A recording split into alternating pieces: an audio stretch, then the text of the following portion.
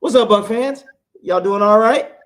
You should be, because right now you're in the aftermath on 102.9, the game Broad Street South Radio. With your boy AJ Turn Up. We got Slick, aka the British guys always fly, who's about to be on standby. We're gonna let y'all get a taste of the intro, and then we just gonna talk about the inevitable. We got to get ready to win. You win, you in. You lose, you snooze. So let's stay tuned, y'all. Oops. Sorry about that, guys. 5 people pressing it. Someone just pressed it now. Go ahead, Slick. Do your thing.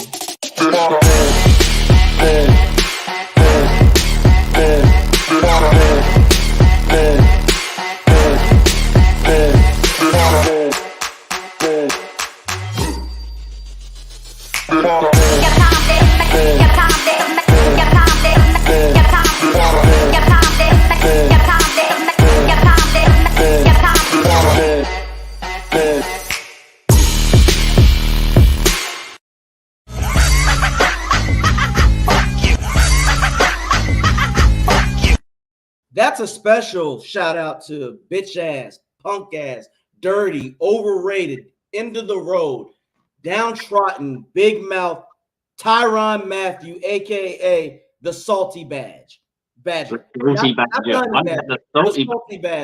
The salty, the sweetness. Because every time, it's funny, every time when the Bucs are in prime position to do something, our players get injured or hurt real bad because the Saints want to be dirty. Fuck those guys. I fuck Tyrann Mathieu. You're very dirty, and I can't stand you. And the good thing is, we're glad, Slick, it's a good thing this isn't the early 2000s and 90s era, because he wouldn't have made it off that field.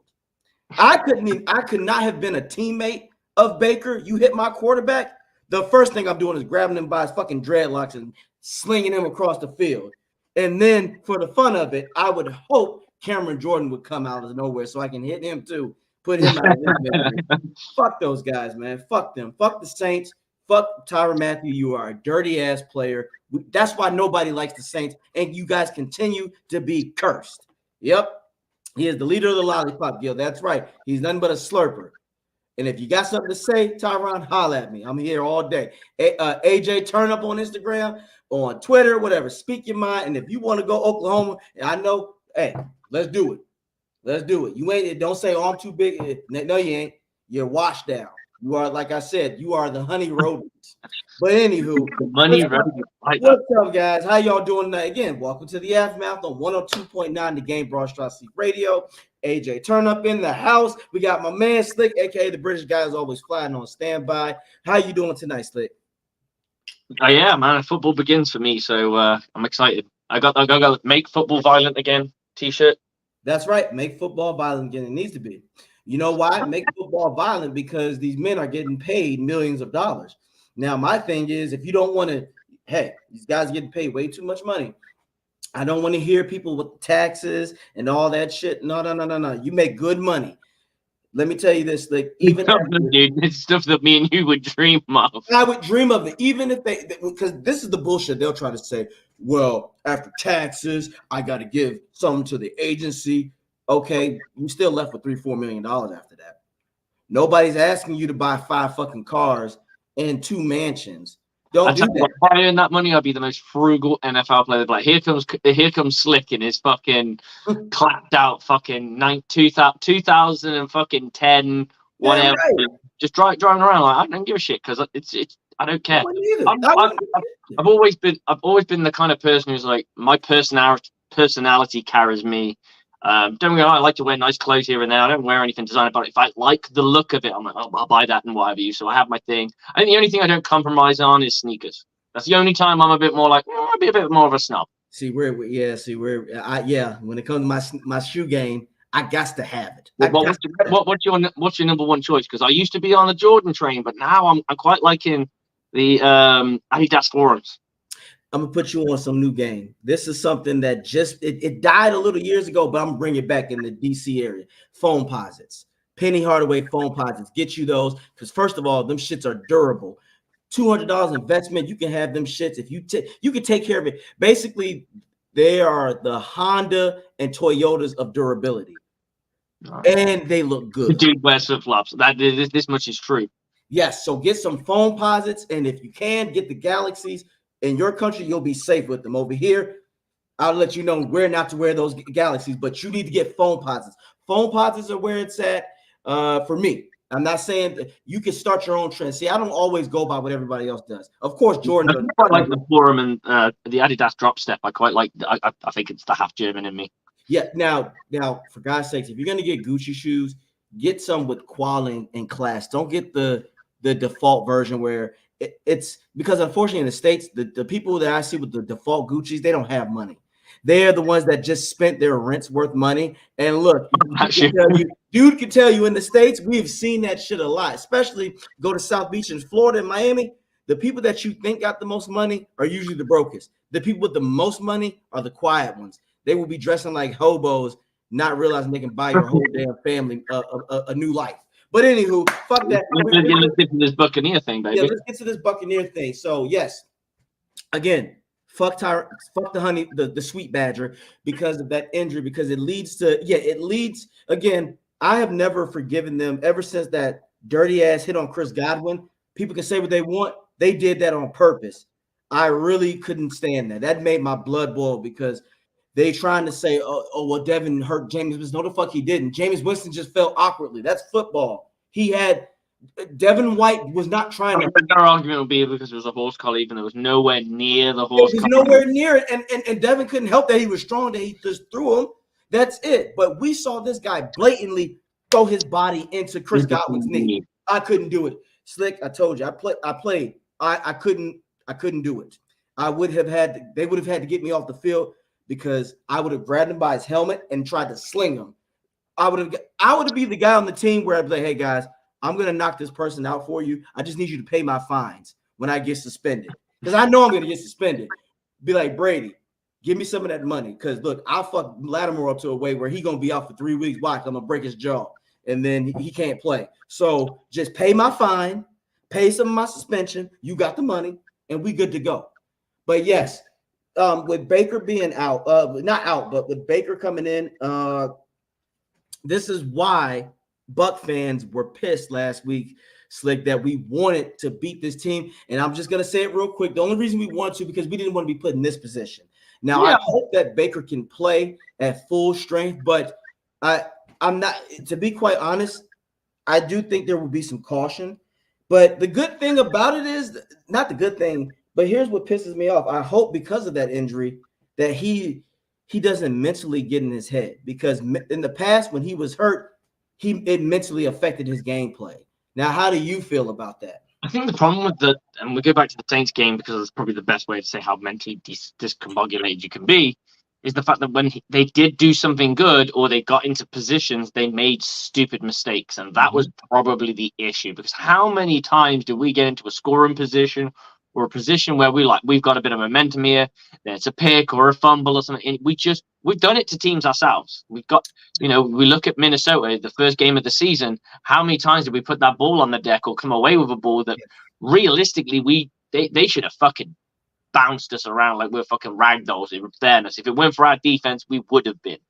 The only difference is our offense took a minute to get going, and then it got going and we finished off the game. The problem was their offense wasn't bad either. Their offense is pretty decent. Was decent enough to move the ball up and down the field. Not to a point where they were like vicarious about it, where they could just do what they wanted, but they could do enough damage when they needed, and we couldn't reply back, because every time we replied back with a fifth, it got kind of like, no, you don't. Agreed. Everything you said was just correct, but this is why I think the Bucs, when it comes to the Saints, they try to act like they're not. They don't.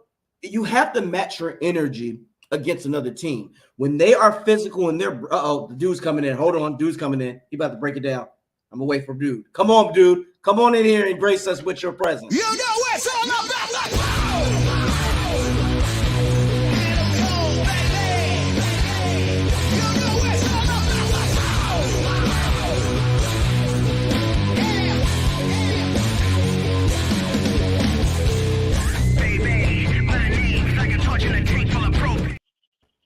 we got dude in the house, dude who ain't scared to be rude nor crude. How you doing, sir?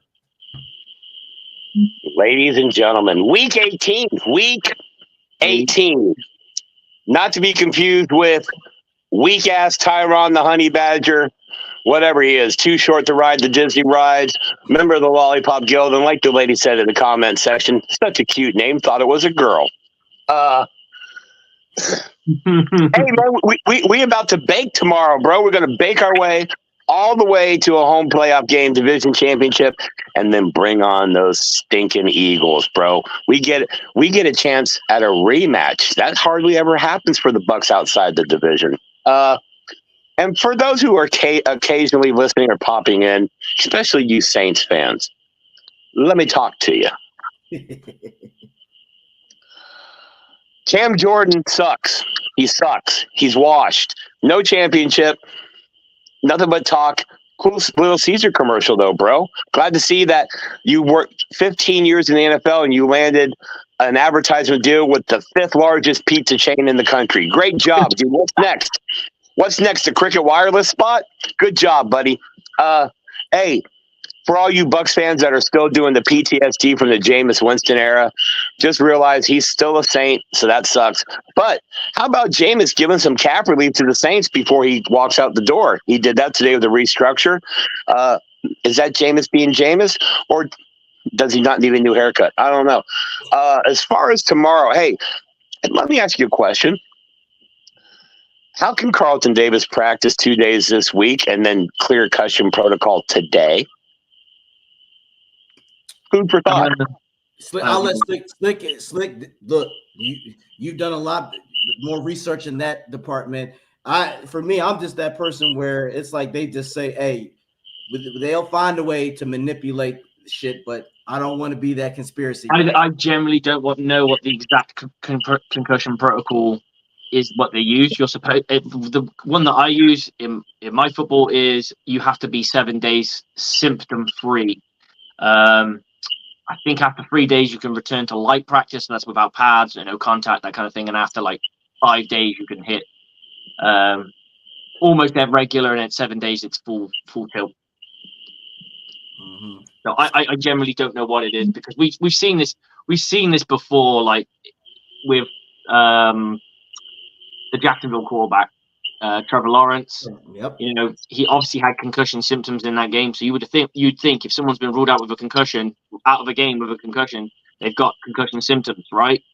Then I would have thought, following the rules that we use in my football and they use in rugby and a lot of other collision plus contact-based sports where concussion is quite prevalent, you're 7 days out.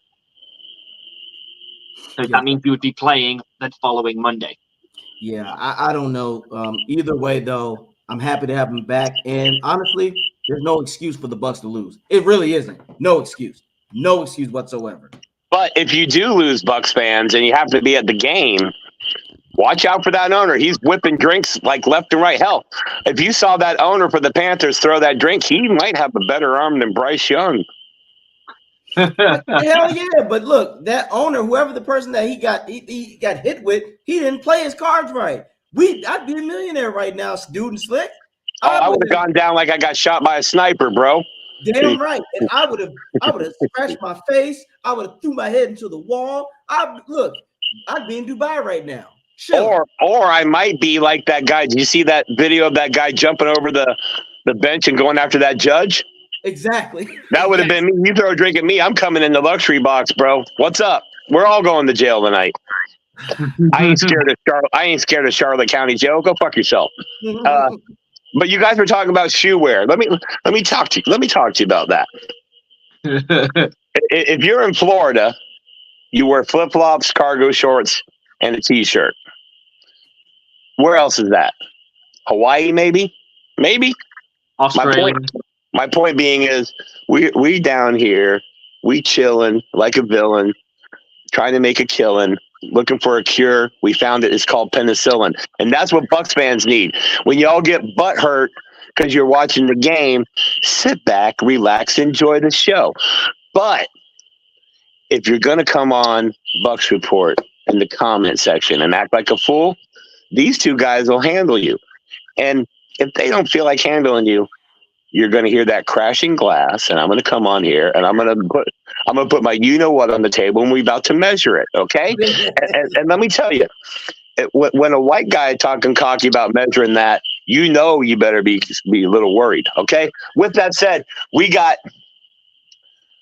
a chance to go to four years in a row of playoffs, 3 division titles in a row. We all know the animosity or shortcomings that we like to talk about, but let's come together for just a moment here, a little kumbaya. And because we're going to come together in a kumbaya, we got to bring this man up on the stage because what you see here, and this is no disrespect to anybody, the 2 gentlemen on top, they're what we call they're the new school Bucs fans. That's the young up and coming. This is where the Buccaneers are going to make their money, on the younger crowd coming up supporting the team. But then there's 2 guys down below, bro. We're rode hard and put up wet. We went through them 14 years of double-digit losses. We went. Hey, ask any Bucs fan about 1983 to 1993, and you know what they'll tell you? I don't know. I was in rehab. What do you say? What do you say? Yeah.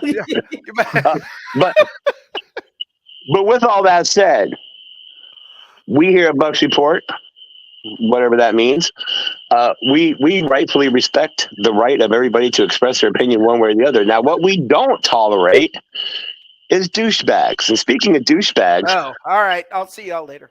well, if you're just watching the game to get upset, and no, I'm not talking about no one on this show. Everybody on this show's got their point of view, and I agree with all of them, which is weird because that's weird. What I'm saying is, hey, you guys on Facebook.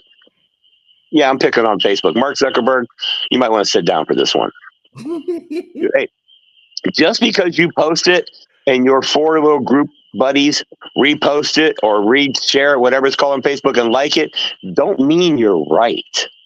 Get out your bubble, enjoy the game, join us in the real world, and realize this. If the Buccaneers make the playoffs, that means they're in the top half of the league. Yep. If we're in the top half of the league, we have a legitimate shot of getting to the big game. Like I said, just get to the playoffs. You never know what can happen, because in the playoffs, I think, is really when any given Sunday factors in. And I'll point this out to you. When the Buccaneers made the playoffs under Tom Brady that first year in COVID, they made it as a wild card. And everybody's like, well, they had Tom Brady. Of course they're going to make it as a wild card. And they didn't have no chance against any of those teams. And what happened? They ran the table. So,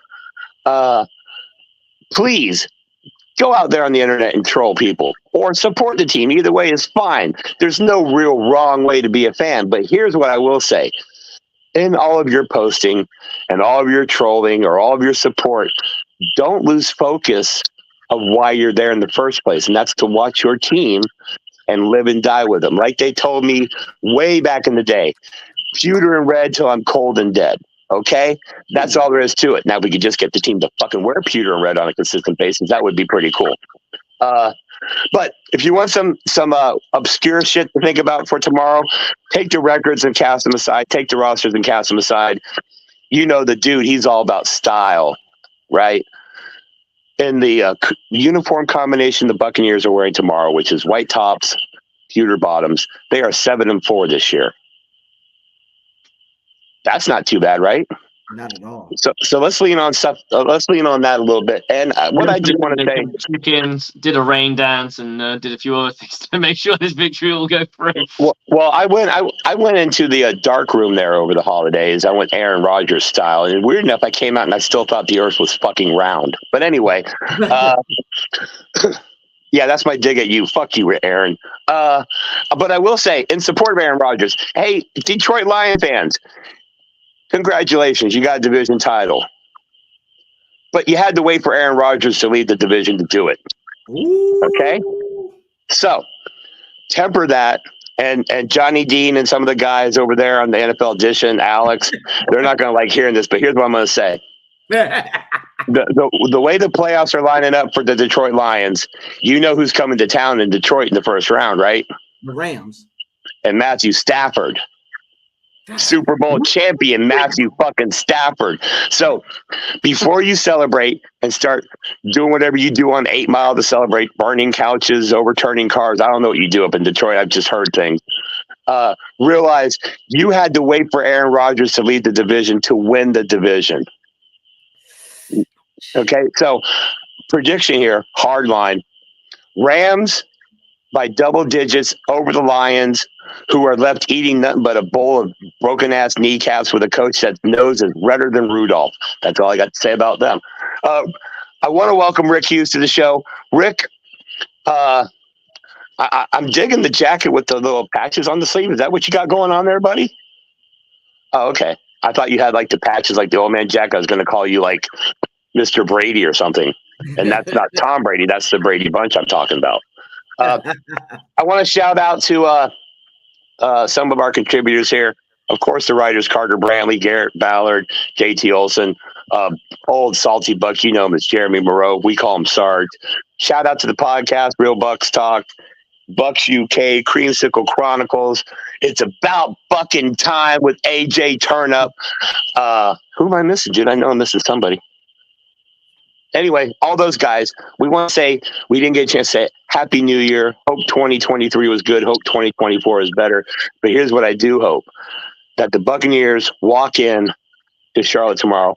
They say, here, kitty, kitty, kitty. And then they skin that fucking cat and let's go on to the playoffs because I'm done with this season, bro. I'm done with the BS. I'm done with all this fucking crap. Just get me to the playoffs. You know why? Because that way I can go on Twitter and I can go at John O'Barnes, say, man, ever since you left New Orleans and went to Texas, your team just sucks. So, yeah, John, that's me coming at you. If you don't like it, you got my number. Come on down. Tyrann Mathieu, he's a cunt. Derek Carr, you might be able to read the defense better if you didn't spend so much time putting eyeliner on. I don't give a fuck what you say. That motherfucker wears eyeliner. And with that contract, you could probably buy Maybelline. With all that said, I got to say a special thanks to the two gentlemen above me, been holding down the aftermath and the pregame and postgame show all season. Nothing but love, nothing but respect. If you're not tuning in and you're tuning into the natural broadcast, you're a fucking idiot. Okay? Why would you want to see Terry Bradshaw slowly slip into senility when you can come on here and see these fine young lads up here? Why would you want to watch Howie Mandel seemingly never fucking age, or maybe come out here and watch Rick Hughes and the guys talk? Why would you want to look between, huh? Howie Mandel? Well, dude, he's a fucking joke, ain't he? Yeah. I called him a joke. He's a fucking joke, dude. Is that your hair or is that a wig? Because that shit has a Howie Long. I got it. I'm going through the pregame show. And hey, Bill Cower, the whole rugged jaw thing, it don't work no more when the rest of your skin is going south. You feel me? So saggy jawline not working. What I'm saying to you, NFL, CBS, Fox, it's time to redo it, bro. You've had the same mofos on the pregame and halftime show for 3 decades. 3 decades. Meanwhile, Amazon launches a goddamn spaceship in outer space and somehow ends up with a 10 times better production and broadcast than you guys have done. And they've been doing it for a year, and you guys have been doing it since, I don't know, Y2K. So step your game up. Lift your game up. We're tired of those old fucks. Here's the thing. Michael Strahan, bro, I know you got your ass handed to you in the divorce, but you can't get them 2 teeth to quit social distancing, bro. COVID's over, homie. But with that said, again, Happy New Year. My New Year's resolution is to make sure that I come on here and make a fool of myself, and lo and behold, I fucking nailed it, and I'm out. My man, look, my man. Just again, guys, that's the dude. He ain't scared to be rude nor crude. So if you ain't on your shit, you better be legit. But look, again, guys, let's get back to the Bucs situation.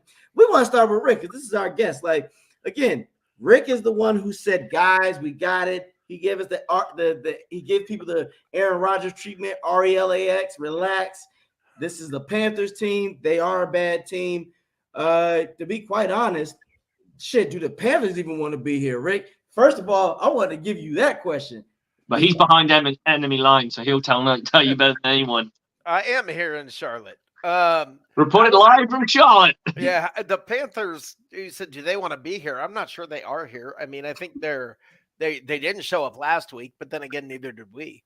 So, I mean, I don't know. I mean, I've this team they're a mess, man. I mean, I'm certainly not looking at them going, oh no, they scare me. I mean, we had this talk. Remember the talk back with the Texans, and I was like, no, guys, these guys, they're pretty good. Yes. I'm not saying that about the Panthers. Okay. I mean, I'm not saying that. I mean, I just, they had 136 total yards last week. I mean, Mike Evans will do better than that. I mean, it's, yeah, I'm not that stressed. My question is which Bucs team is going to show up. And that's where the whole concern comes in. Now, having said that, listen, man, youngest team in the NFL, 80 million, almost 80 million in dead cap space. You know, most experts picked us to be fourth in the division for sure. Yes. Oh, absolutely. No more wins was pretty much predicted. Right. So, I mean, bottom line, it hasn't been the worst of years. And I mean, I still say this, and Dave and I've been saying this for years. This is the golden era of being a Bucs fan. This is the time to be happy. If you're watching these games and you're not enjoying them, even the ones when we have a bad game, if you're not enjoying yourself and having a good time, what are you doing, man? What are you doing hanging out watching this? This is your free time. This is spare time, free time. If you're not enjoying it, dude, go, I don't know, go to a movie. I mean, there's something. Watch Netflix. There's something you can do that you'll enjoy. And I mean, do I think we're going to win tomorrow? Hell yes. I think we're going to win tomorrow. Do I think we're going to win by a lot tomorrow? Rick? What's that? You're a bit of a fair weather dude. You know, you said you weren't going to go to the stadium if it was a bit, rainy. I'll be there. I expect to be there. It should be mid 50s and sunny. Good or stuff. Partly cloudy. So I mean, it's going to be it's going to be a good day. I had a little curveball thrown at me at work that might keep me from there. That's the only problem, but we'll see. My phone died. I don't know what happened. I was at the game. Yeah, nice.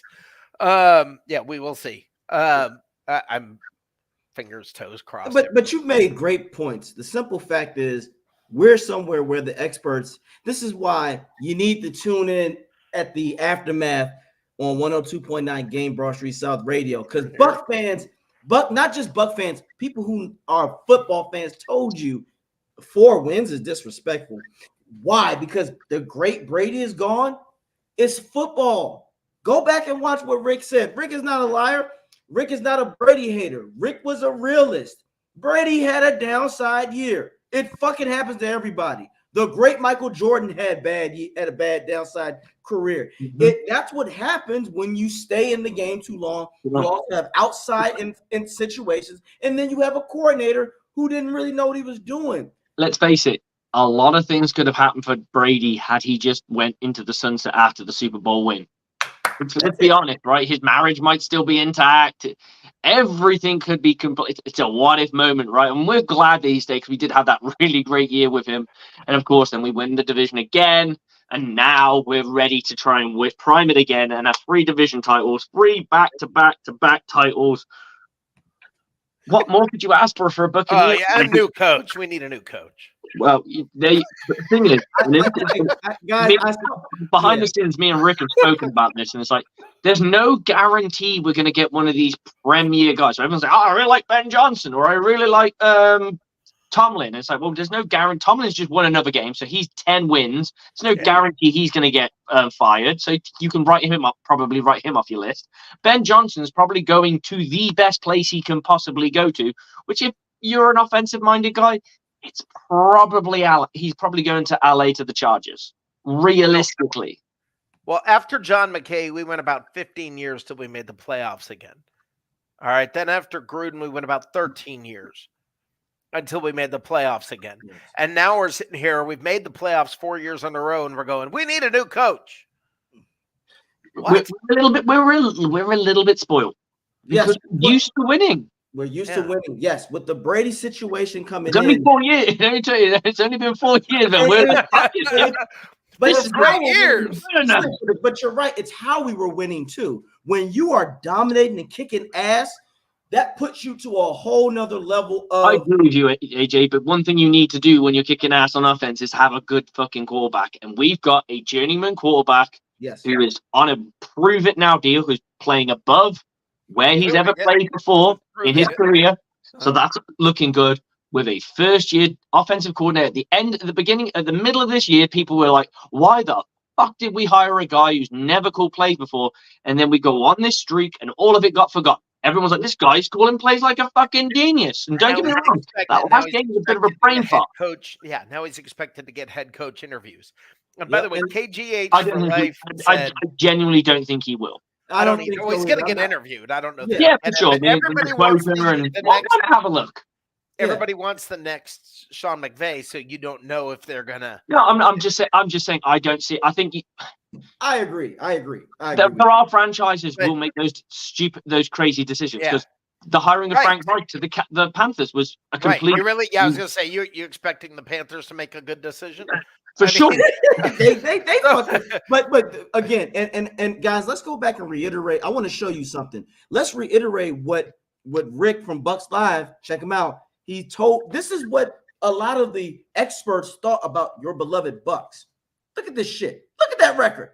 Look at that. They expected us to be just butt. And look at that. They thought the Panthers was going to win 7 games. They thought the Saints was going to win 10 and the Falcons were going to win 10 games. And look at this bullshit. Look at that. Look at these things. Are you kidding me? Now, look, the second one is a little accurate, but the first one was absurd. This is why you got to tune in to us. We were telling you, Rick sold me on Baker. When I thought about it, I'm like, wait a minute. You know what? With this offense, a mobile quarterback, a guy who can do rollouts, who is tough, who can bring stability. Get you a yard or two when you need a yard or two. Yeah, exactly. And I said, I was like, you know what? I'm sold. I am sold. And honestly, this is the kind of guy you want in the playoffs. A lot of people said, would Brady be good with this team this year? I kid you not, guys. I can honestly say I disagree because you cannot take away. Unfortunately, Brady's weakness is his lack of mobility. This is now, hopefully, if the Bucs take care of business like they should. Now, honestly, if they can put this shit to rest by halftime, you sit Baker out so his ribs can heal, of course. Then you put Trask in, or Wofford, or whoever the fuck. Yeah, they're not. You put him in, they rest, and then I'm sure another week from now, his ribs will be a lot better. They're not going to do that. They're just going to keep handing the ball off. They're not. And that's the thing. I was going to ask you guys that. I hope their play is. This is to the point where I know people will say, oh, they should run it. Nah, do short passes. I want to see intermediate routes. If anything, I want Rashad White to get the ball thrown to him 10 to 15 times, not handed off. If they have the lead, they're just going to keep running. That's what I'm saying. They're not going to put Trask in. Oh, okay. Leave Baker and just keep running the ball. That's true. What they're going to do. That's true. But guys, again, this is the kind of quarterback you want in the playoffs because he's dangerous, and more importantly, he's not going to be predictable in the pocket. Can you imagine the Eagles at this point? Now it looks as if we're going to play the Eagles. And I know, guys, I'm speaking into it says we're going to whoop the Panthers. The Panthers are not scared. So we're just doing, if we get into the playoffs with the Eagles, now we know their game. They're in a bad spiral. Hell, they might not even win tomorrow. So at this point, we know who they can be. Don't nobody want to go and play. If we get to the playoffs, I can say this: the Eagles are not going to just look at the Bucs and say we got to win. They're going to be like, "Oh shit," because now we got a mobile quarterback. Because he's going to be mobile, and Evans is going to be hungry. We got a lot of people who are going to be hungry, and you know who is pissed off that I love it? Antoine Winfield. the biggest snub of the Pro Bowl? I would say it's one of the biggest. I'll go as far as to say it's one of the biggest in Pro Bowl history. Oh, absolutely.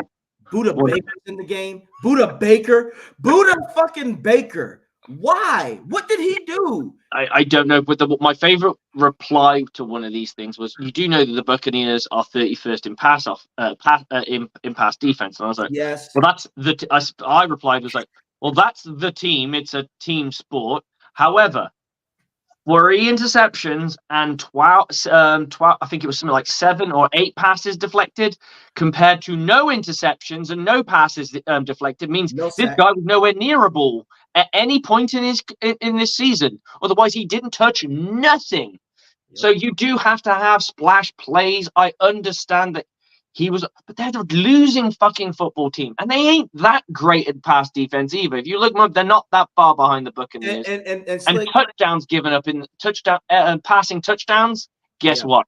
They're worse than the Buccaneers. So he may not give up the yardage. He definitely gives up touchdowns. Oh yeah, I was ripping somebody through that shit, because then I went to another example. I said, okay, if that's the case, Dwight Freeney should have never gone to a fucking Pro Bowl, because the Colts defense was tragic without Dwight Freeney. You remember them days, Rick? Remember when Peyton Manning's with the Colts until Robert Mathis came? Dwight Freeney was the only person on that defense that was worth saying. And Bob, I get injured every other play, Sanders. But that's it. So it's an individual thing. Again, it's a popularity contest. Now, this is what I think should happen, Slick. Now, I recommended this. Slick, please take a look at the KGH for life comment. Please. Bucs are mediocre in pass defense due to the philosophy and scheme of Tampa Bay. Go right ahead. Explain to me what the Tampa Bay Buccaneers scheme is, because everyone tells me it's shit. Everyone tells me it's crap. Can someone please explain it to me? I'm a defensive coordinator. I know exactly what it. Well, I know it to a degree. Obviously, I don't see their schematics of their plays.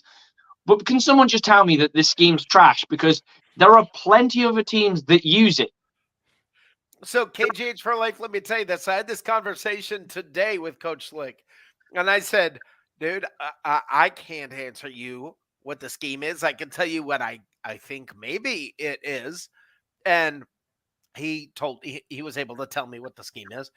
But the thing is, if you're going to say the scheme sucks, what's the scheme, KGH for life? And right above not just that, I will add this to add on top. Can we all admit right now that the Tampa 2 is one of the best defenses in football? Depending on the players. Absolutely. Perfect what you just said. So I can go and take that Tampa 2 team, that Tampa 2 defense. I have it on paper. I have the 99 defense in my back pocket. Well, it's on my phone. Schematically, play for play taken. It's like a photocopy of the exact playbook, or at least I hope it is. It could be something else. But my point being is, I can go and teach my team that. Do you think we're going to win a fucking world championship? No. It's about the coaches scheme. You can and the players in high school football. I know we're talking base level football. You can go into base level football. AJ probably can attest to this, and just go, we're a cover 3 team with a fire free blitz package, and we may go to man occasionally, and have that as your entire fucking scheme, and you can get away with it. And I'm only saying that the NFL, there's more layers to it, because you've got better athletes, better brains, better football IQ, etc., etc. So the scheme becomes a bit more to it. Mm-hmm. It's about teaching the fucking scheme. I can give you the best scheme on the planet. It does not mean it works. Someone else could go and take Coach Canales' scheme and put it in their high-tempo offense that's been running that similar vein of stuff, and just be like, bang, bang, bang, bang, bang, every single time. We're like, how come the Bucs can't do this? Let's say, for the sake, hypothetically, that Dave Canales gets rehired as a head coach, and all of a sudden he luckily goes to somewhere like the LA Chargers, and he's just got them fucking humming because they've got all the talent there and everything's ready to go. And I'm not saying the Buccaneers don't, but he's in that second year. He's in that vibe. He's going. bang, bang, bang, bang. He's more sure of himself. Everyone's like, why couldn't he do this with us? Because he was a first-year offensive coordinator. It takes time for this shit to bed in. Yep. It takes time for this stuff. We saw this with the Tampa Bay Buccaneers in 2019, guys. At the end of 2019, everyone was talking about how good this Buccaneers defense was. They were like, it's criminal how good this is. Tom Brady is going to a team with an elite defense. And they're like, no, they gave up all this. No, look at the last 6 games when that scheme clicked. The last 6 games, they were unstoppable. The only thing that stopped them was James Winston giving the ball to somebody else. Amen. That was it. They played against the Texans and gave up 2 pick sixes and only lost because of the pick 6. That's right. Oh, now, and better yet, too, Slick. And free picks. And this goes into Rick's thing. You also had the players and the personnel to execute. Ndamukong Suh, future Hall of Famer, more than likely. Prime Shaq Barrett. Yeah. Levante David. You had a fucking squad. So, guys, you got to understand. Back then, our defense back then was fully complete. These guys. I know we like Kancey, but Kancey's not Suh yet. Right. Kancey's not Suh yet. And we love Yaya, but Yaya is still growing. He's still not JPP yet. He's a rookie, guys. JPP. You guys got to understand, when you have the personnel. And guess, surprise, surprise, isn't Antoine Winfield. I'm not sure that Yaya isn't JPP at this point. He's got what? He played 5 games, started 5 games. Oh yeah. He's getting there. 6.5 sacks. Leave boy alone. Right. Yeah. He's getting there. Oh no, we Yaya is getting there. And I think my point is, it's coming. It's coming, and we believe that it's not right now. Like right. This team started on defense. I wanted to bring this up because KGH for Life, who said, sorry to question it, but with the Bucs coaching staff, will this even be an easy game? No games are easy. No games are easy. No games are easy. That's the problem. You go into it thinking, this is going to be easy, and you get your ass handed to you because those are grown-ass men on the other side of the ball who are getting paid. And there's a razor-thin difference between the worst NFL teams and the best. So, no. I mean, it's not going to be easy. And if you're expecting the Jags game was going to be the way it was? Right. No, not at all. No, but momentum works. Things click. Everything's working. Right. Your scheme's doing what it's supposed to do. The players are executing the way they're supposed to, and the coaches are in flow. They're like, this is working. That is working. I tell you one thing. When you're on the losing end of it, when you're trying to work it out, is so much more pressure on you than when you're going, oh, that's working. I'll dial that again. But what if I add this little wrinkle to it? Because you can play more, you can be a bit more creative because you have a lead, you have this. When you are losing, you are scared to change because if you change too much, it might get even worse, right? And if you don't change, it's like, it's that meme of the guy sweating with the 2 buttons. Yes, that's losing football. That's losing football in a nutshell. If you're a coordinator or a coach, and we all can turn around and go, oh yeah, but we don't have jobs. They have jobs. They have money involved in it. They have families. They have people. They got to relocate if they lose their jobs. There's a lot of stress that goes into. Do I just stick to what I know, or do I just go fuck it, break the die? And we can take you and AJ and Rick. We can break up. I'd take a few more risks. We would because we got fuck all to lose. Right? But and I agree. I've said it myself. I'd roll the dice a bit more. But at the end of the day, these games fucking matter to them. And just because he's a stoic dude doesn't mean he doesn't care. We know that he cares. Of course he fucking does. It pays his fucking bills. Of course he cares. Yeah. And another thing is too, now and here's the thing. We're not here to cover for Bowles. No, Bowles fucks up. This is a point where you're loaded. Your team, you got your entire squad. There's no excuse. You go and take care of business. If you you can say that about Nick Sirianni too. Yep, he's been laying multiple eggs at the moment. I agree, but that's the point, guys. It's everybody's job isn't safe, guys. Look at Belichick. Now you would look at Belichick and think he's the safest person in the world. That's not how it works. It's a business. If you keep fucking with the business, dude is about to come in though. Hold on, dude is about to come in and say some shit. Hold on, we ready for dude again. Come on, dude. Bring it, dude. I think he just waits for us to get.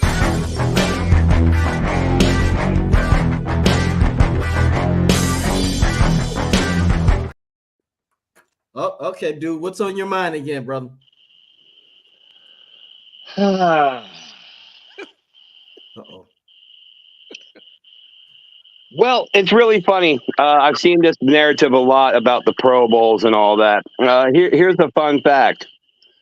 Pro Bowl doesn't matter or mean anything anymore. Well, that's weird because it's literally part of the contract negotiations, part of the collective bargaining agreement negotiations of whether or not each team should get a player in the Pro Bowl. It's also part of the Hall of Fame consideration. Don't take my word for it. Take the motherfucking Hall of Fame voters' word for it because they bring it up. Here's what I'll say. Maybe the Pro Bowl doesn't mean anything to you. But your opinion of something isn't the standard. It's an opinion. What? Okay? So I understand people like to get on their little Facebook post and talk smack and act like they're, I'm being unbiased because I will say stuff that other people won't say about my team. No, what you're being is a cunt. Oh, God. Okay? The fact of the matter is, if Pro Bowls didn't matter, why are they involved in every key financial aspect of the fucking league? Why does the league have TV stations outbidding each other to televise it? Why? Because the NFL prints money. The Pro Bowl game, as shitty as it is, flag football makes money. Okay? Yeah. If you don't believe me on the Pro Bowl thing, go have a conversation with Buccaneers Hall of Fame vote guy, Ira Kaufman, who will tell you one of the hangups to getting Rondé Barber in was he didn't have as many Pro Bowls as other candidates or Hall of Fame inductees had. So, yes, the Pro Bowl game in and of itself is a joke, but to sit there and dismiss something it's relevant because you don't like it doesn't make it irrelevant. What you're saying is because I don't like it, none of you all should.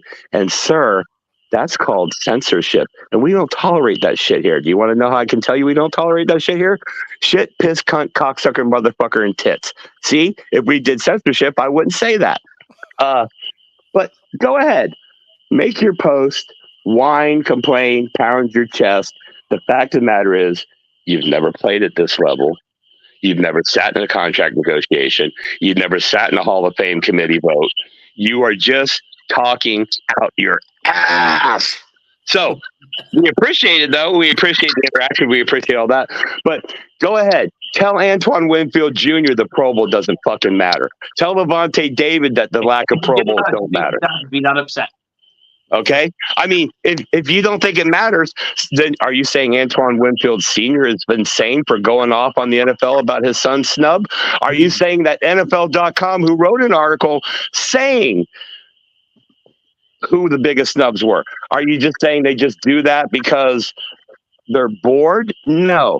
People click it, people read it, people care. Do you want to know how I know people care? 99% of you fucks on social media clicked that fucking link and voted for the Pro Bowl. If you didn't care about it, why is everybody voting for it? Okay, so here's the thing. This is in sports media all around. Just because you say it, don't make it the reality. Doesn't make it true. Mm-hmm. If you have an opinion, we welcome that. But to dismiss something, an accomplishment that you can't fathom, just makes you look like an idiot. Well, now, what were you guys talking about before I came on here? And I got a question, dude. Sure. To talk through that. I think probably when people say things like the Pro Bowl doesn't matter anymore, I think it matters for stuff like that. I think what they're saying is it doesn't carry the weight that it used to, and that's just generalizing. But I mean, do you really think and I may be wrong about this, but it's a flag football game at this point. It doesn't get the viewers. Well, no, they don't even play the game anymore. They play dodgeball, and they do skill competitions. Facts. Dodgeball would be more violent. I don't think they play dodgeball. They literally play dodgeball. They played it last year. They're playing it this year. They literally do. They've been playing it for the last 4 years. Yeah. Okay, the Pro Bowl game is still the Pro Bowl game, but they have like the Pro Bowl like kind of skills shit that they do. Yeah, it's a shit show. In that, they have the AFC versus NFC Pro Bowl game. It's a flag football game. No. It's dodgeball. It's dodgeball. It's literally dodgeball. They do not play a game of football with a 120-yard field and kickoffs and lines of scrimmage. That doesn't happen anymore. Wow, I But thought that's irrelevant. What you guys are missing is what you're I'm saying. learning.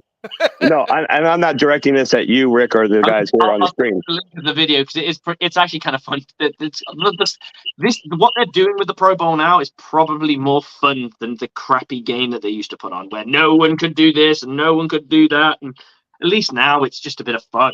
Hold on. Here's the thing.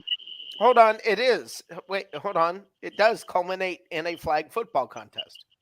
Yeah, that's the Pro Bowl game, but before that, they have like a series of like mini games building up to it. Like it's called the Pro I'm Bowl. saying they don't. I'm saying they don't dress. I'm saying they don't dress out in pads and helmets and play a game of football. Yeah, I agree with you. Yeah, I agree. But what I'm trying to get at here is, what I'm trying to get at is really fucking odd that some random people on social media are diminishing an honor. These players take that as an honor. I agree with that.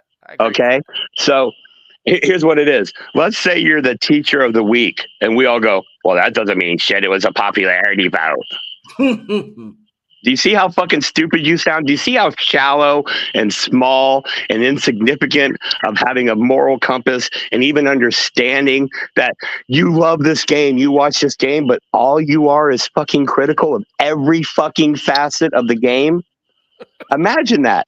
Imagine that's why you go home at night alone. And that's just a guess.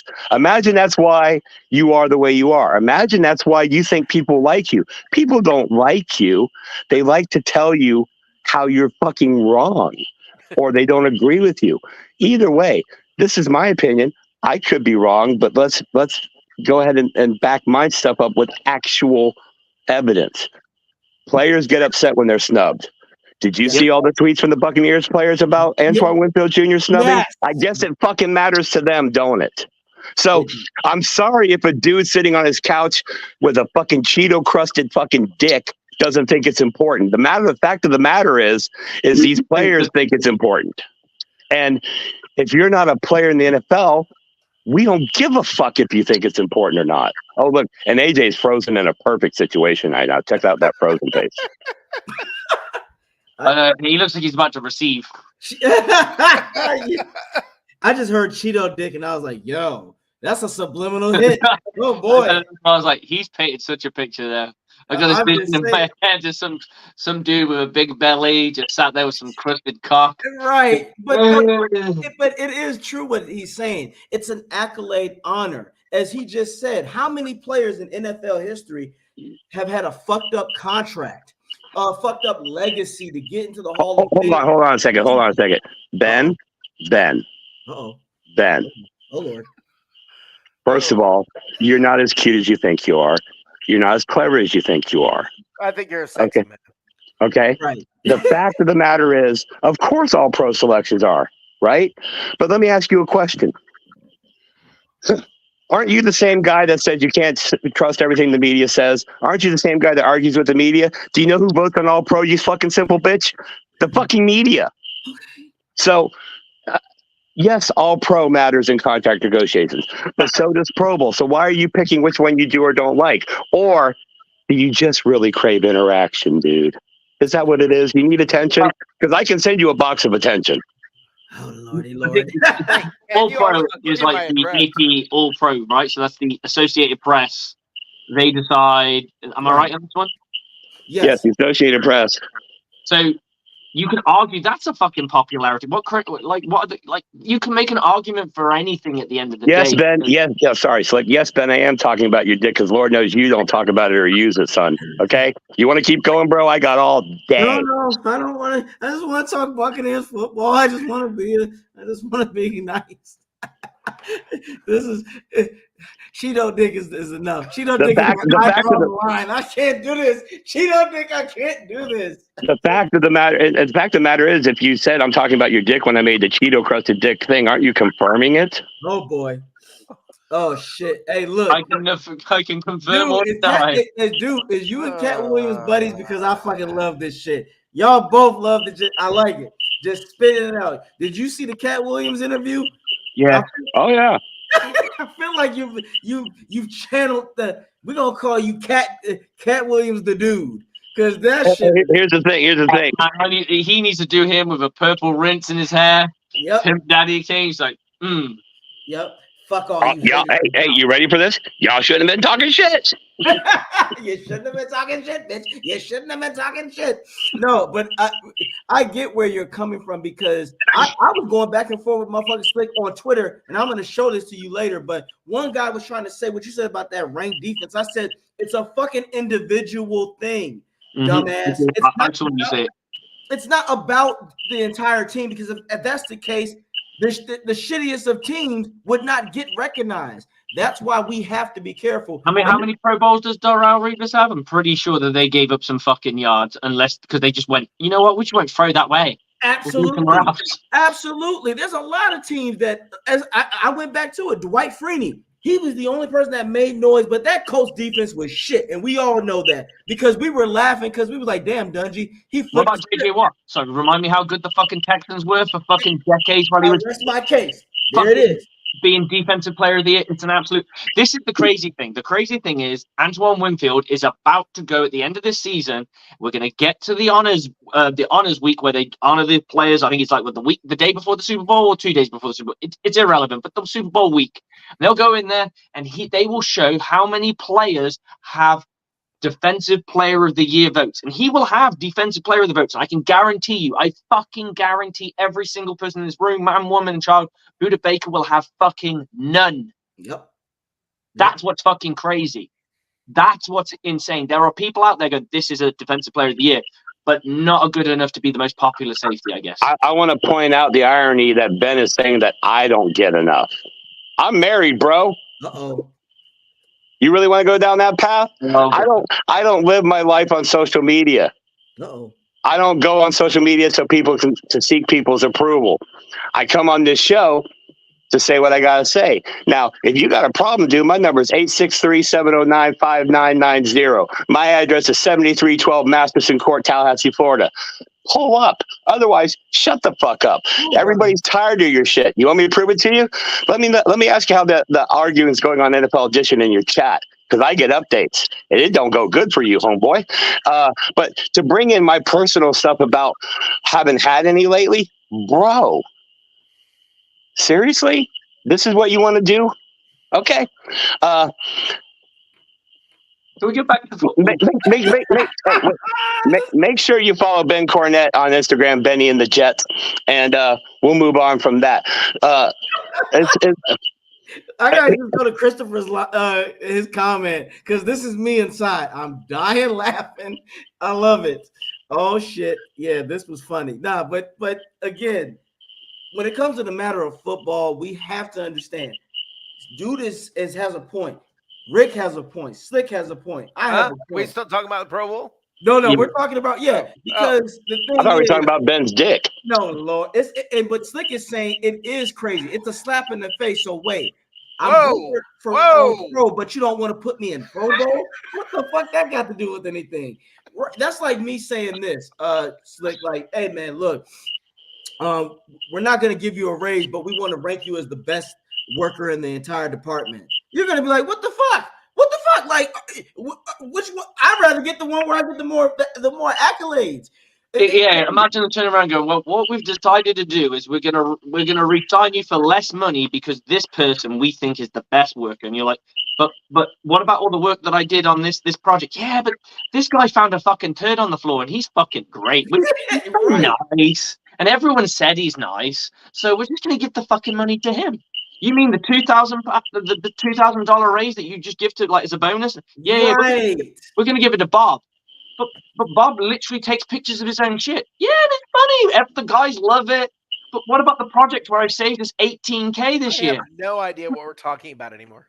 No, but Slick, we're validating now. But Slick, you just said something that makes sense. You know why? It's a selective popularity thing, as you just said, because it's like they favor that person more, like the league favored Buda. Buda Baker hasn't done shit.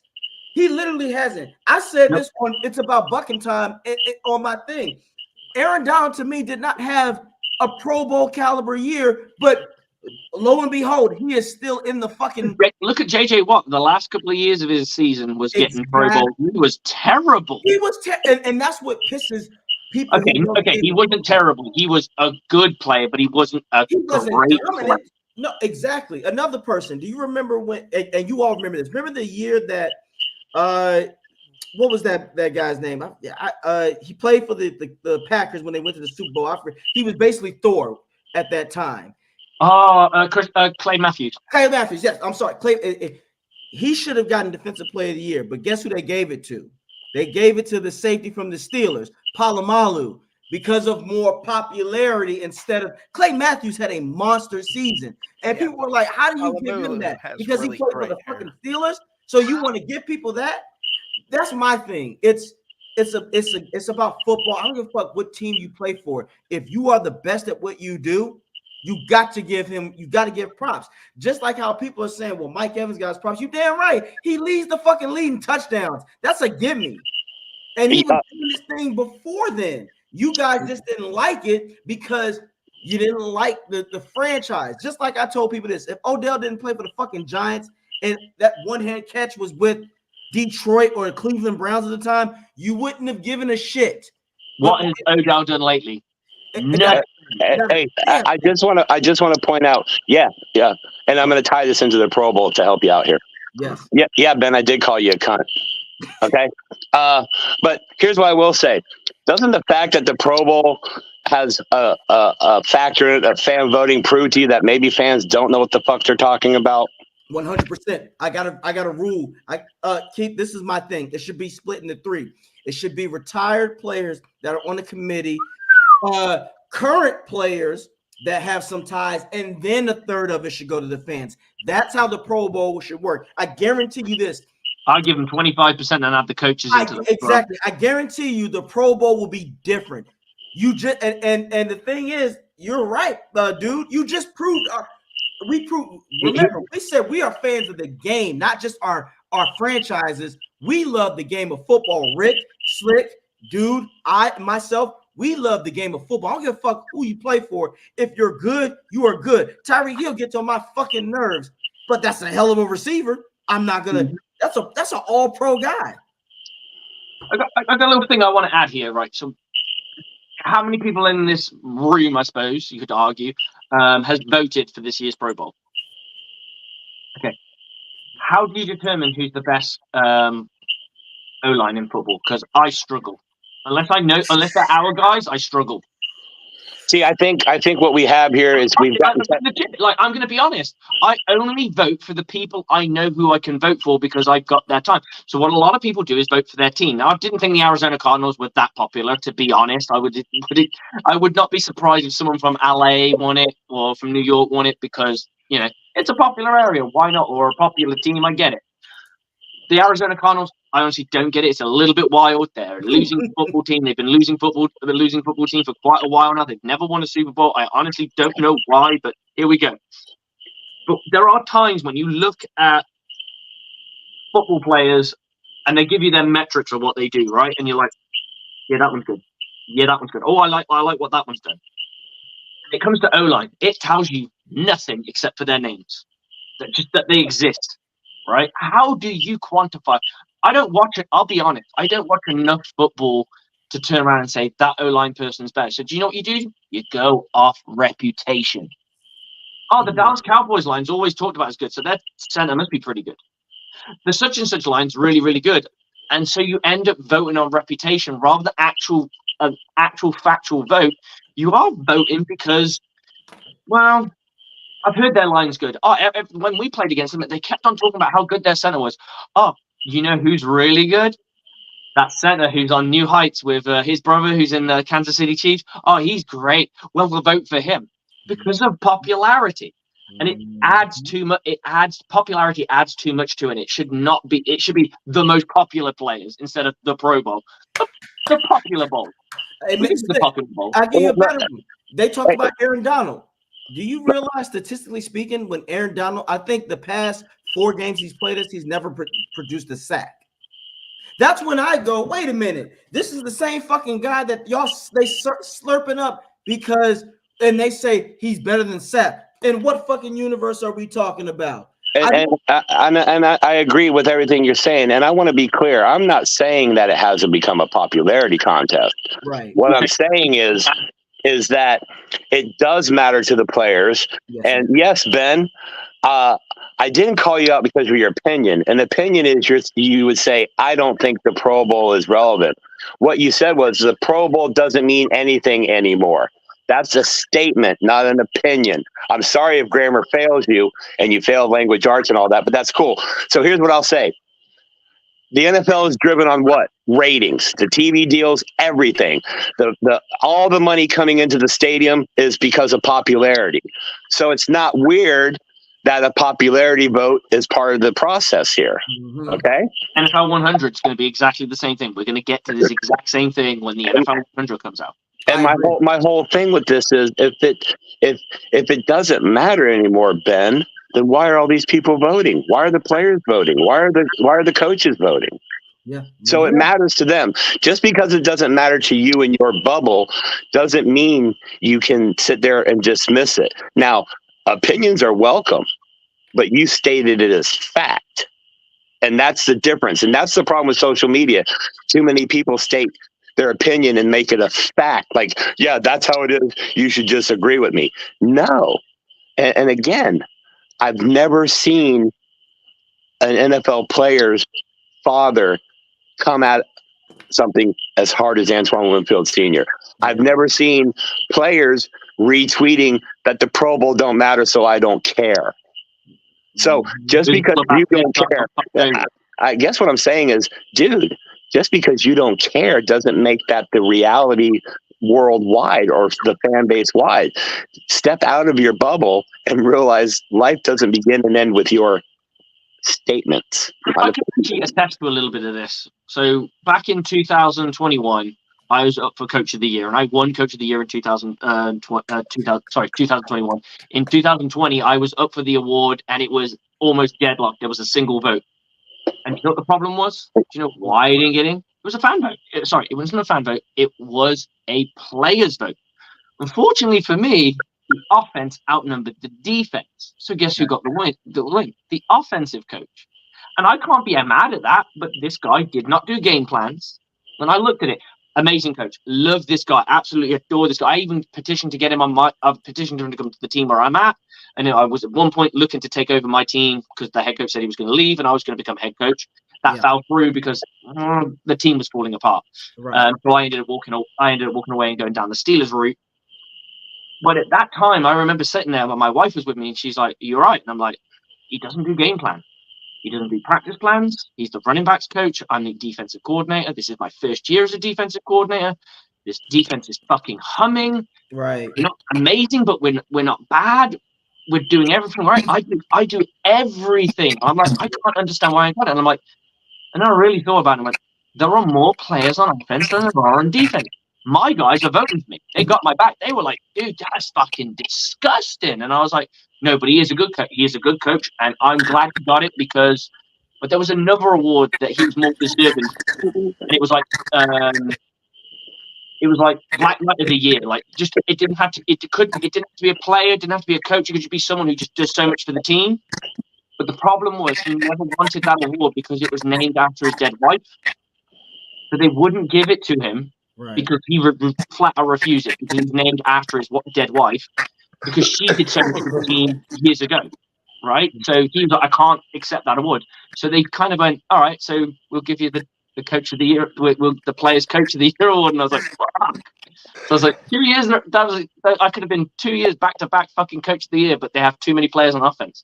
Right. Hey, let me throw something else out here. Grammy Awards. By the way, that guy is my guy. I don't mean it, just saying how a bracket can go against you because you're not what people expect. So when you're an offensive player and all you know is the offensive coach that's got the biggest mouth, who's talking his talk, calling his shit, and he is that fucking dude, you're going to vote for him. And I don't blame them for voting for him. He didn't do as much as me, but that was their guy. And I get that.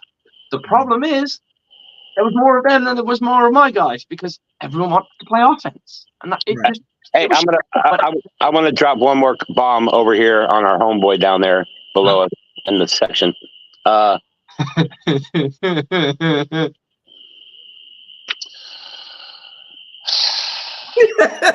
Here it comes. Rick Stroud, whether you like him or not, been in the business for more decades than you guys have been watching football.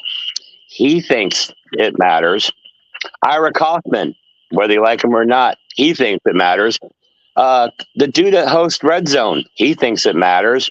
The players seem to think it matters. All the talking heads at ESPN and on the pregame shows on Fox and CBS, they seem to think it matters. And wouldn't snub show if it didn't matter? Is that simple? It does. Right. It does. When the father is saying the league, when he's tagging the league, the NFL, oh, it fucking matters.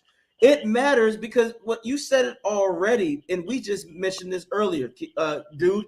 When people's livelihoods, their bank accounts are on the line, their legacy to get in. As you said, statistically, we knew Rondé Barber should have been a fucking lock-in, but because of the Pro Bowls, it's gonna who's going to hold back on our squad now?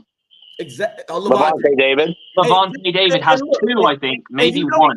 And I'm glad you brought it up because the simple fact, when people say, "Oh well, Luke Kuechly and Bobby Wagner were on the same level," I think the fuck not. First of all, let's look at popularity. Slick, you said this already. Who did Bobby Wagner play on the team for? You know who he played with?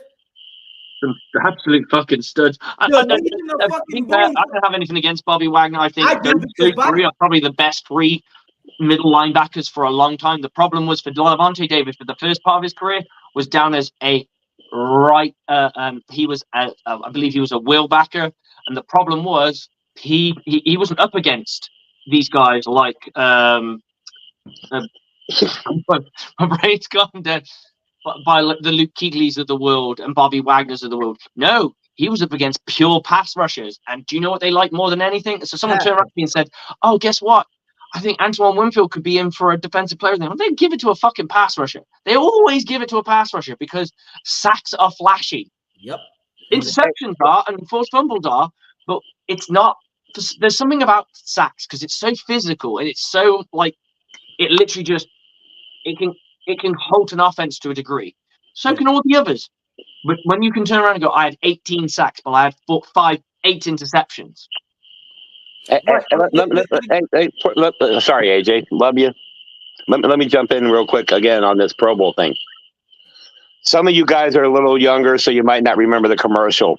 But it's safe to say that Derek Brooks is probably one of the most popular and most productive players in Buccaneers history, right? Right. Now, let's rewind to 2001. We're watching the NFL. We're watching a Bucs game. Here comes a United Way commercial with Derek Brooks standing on a bus with school children. And he starts singing, "Who's your favorite player?" And they all say, "Mr. Derek Brooks." And then they start spouting off his career accolades. X amount of tackles, X amount of sacks, X amount of interceptions, X amount of all pros. And then they say how many Pro Bowls he has, and they're wrong, and he corrects them. So it obviously fucking mattered to Derek Brooks. And I'm sorry if I'll take Derek Brooks' opinion over some dude that fucking posts on social fucking media, bro. Okay, so here's where we're at. Your opinion is your opinion, but your opinion isn't going to be stated as fact. And if you come on the show and you comment in the section and you act like you know it all, someone's going to measure you. And that's what I'm doing, bro. The problem is I brought a yardstick and I really only needed a ruler. Damn it, I wish we had the ether beat from Nas. I got a good one for everyone on this one. Who is the better Buccaneers linebacker? Lavonte David or Hardy Nickerson? Oh, fuck. I'm not even going to go there. You know why? You got me, because that's the question. If we're going to go statistically, you might have to say Lavonte. Now, if you want to say culture changing, this is why. That's a generational question. People back in Dew's time remember Hardy Nickerson and what he meant when he the energy he brought. Do you want to do the statistics thing, AJ? Should we do the statistics? I'll say Hardy Nickerson had a bigger impact initially, but Lavonte David has had a better overall career. Yep, that's cool. So let's go with the accolades. Two First Don't team. read the Pro Bowls, though, because they don't matter. Don't read the Pro Bowls. They don't matter. Okay, so Hardy Nickerson, 2 first team All Pros. Yes. Levante David, 1 first team All Pro. Hardy Nickerson, 2 second team All Pros. Levante David, 2 second team All Pros. And because they don't matter, I'm just going to mention them just because 5 Pro Bowls for Hardy Nickerson and the single one for Levante David. Let's look at the career statistics, which is what really we're going to look down on this. And we talk about influence, and that's a different thing. I think that does come into it. It's like how much of an impact you had on your team. Yes. 1,586 tackles from Hardy. Do you think Levante topped it or not? I think he has. No, he hasn't. He's he is one shy away from being 1,400. Sacks, 21 to Hardy's got 21 to Levante's. Do you think higher or lower? I think Levante has, higher. He does. He has 10 more sacks. Forced fumbles. This should be a doozy. 19 forced fumbles from your man Hardware, Hardy Nickerson. Do you think Levante went higher or lower? I think Levante. No, I don't think. I think higher. 27 forced fumbles. So yes, 9 more. Okay. Fumble recoveries. We got Hardy Nickerson with the 14. We're going to go Levante David has got higher or lower? Higher. He's got 18. Yep. Interceptions. Hardy has 12. Levante has More. the same. Oh. Yeah. They didn't put the pass deflections in this, but Levante has 61 and 3 defensive touchdowns. But on paper, Hardy Nickerson is the man. So why is he not getting any? He can't even get in the Ring of Honor. Yeah. And let's discuss this a little bit because I do believe an old teammate of, and I can't pronounce the gentleman's name. I think Keith might know, the dude might know him. Is it Chidi? Chidi Hanatu? That's the motherfucker. He came out on Twitter.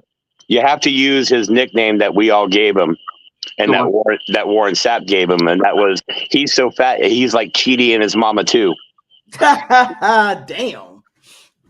But that makes. But you're proving a lot of points because I like that you said that and you broke that out because Dude and Slick we can agree to this, and I go back to Aaron because the disrespect to him comparing him to Warren Sapp to me is bullshit. When people say, "Well, Aaron got to the Super Bowl when he was with the Rams," and you know what I tell people? This is a team sport. Who was on his team as well that was that allowed him to get to where he was? Oh, Ndamukong Suh. Not only that, a prime Ndamukong Suh. Robert Quinn. Motherfucking Robert. It wasn't as if that these guys don't have squad. We turned Mark Barron into a very good middle linebacker. Yes, and like instead of us using him as a fucking safety. And as you said, with Levante David, bless his heart, all he had was Gerald McCoy to help him, and then after that, he didn't have shit.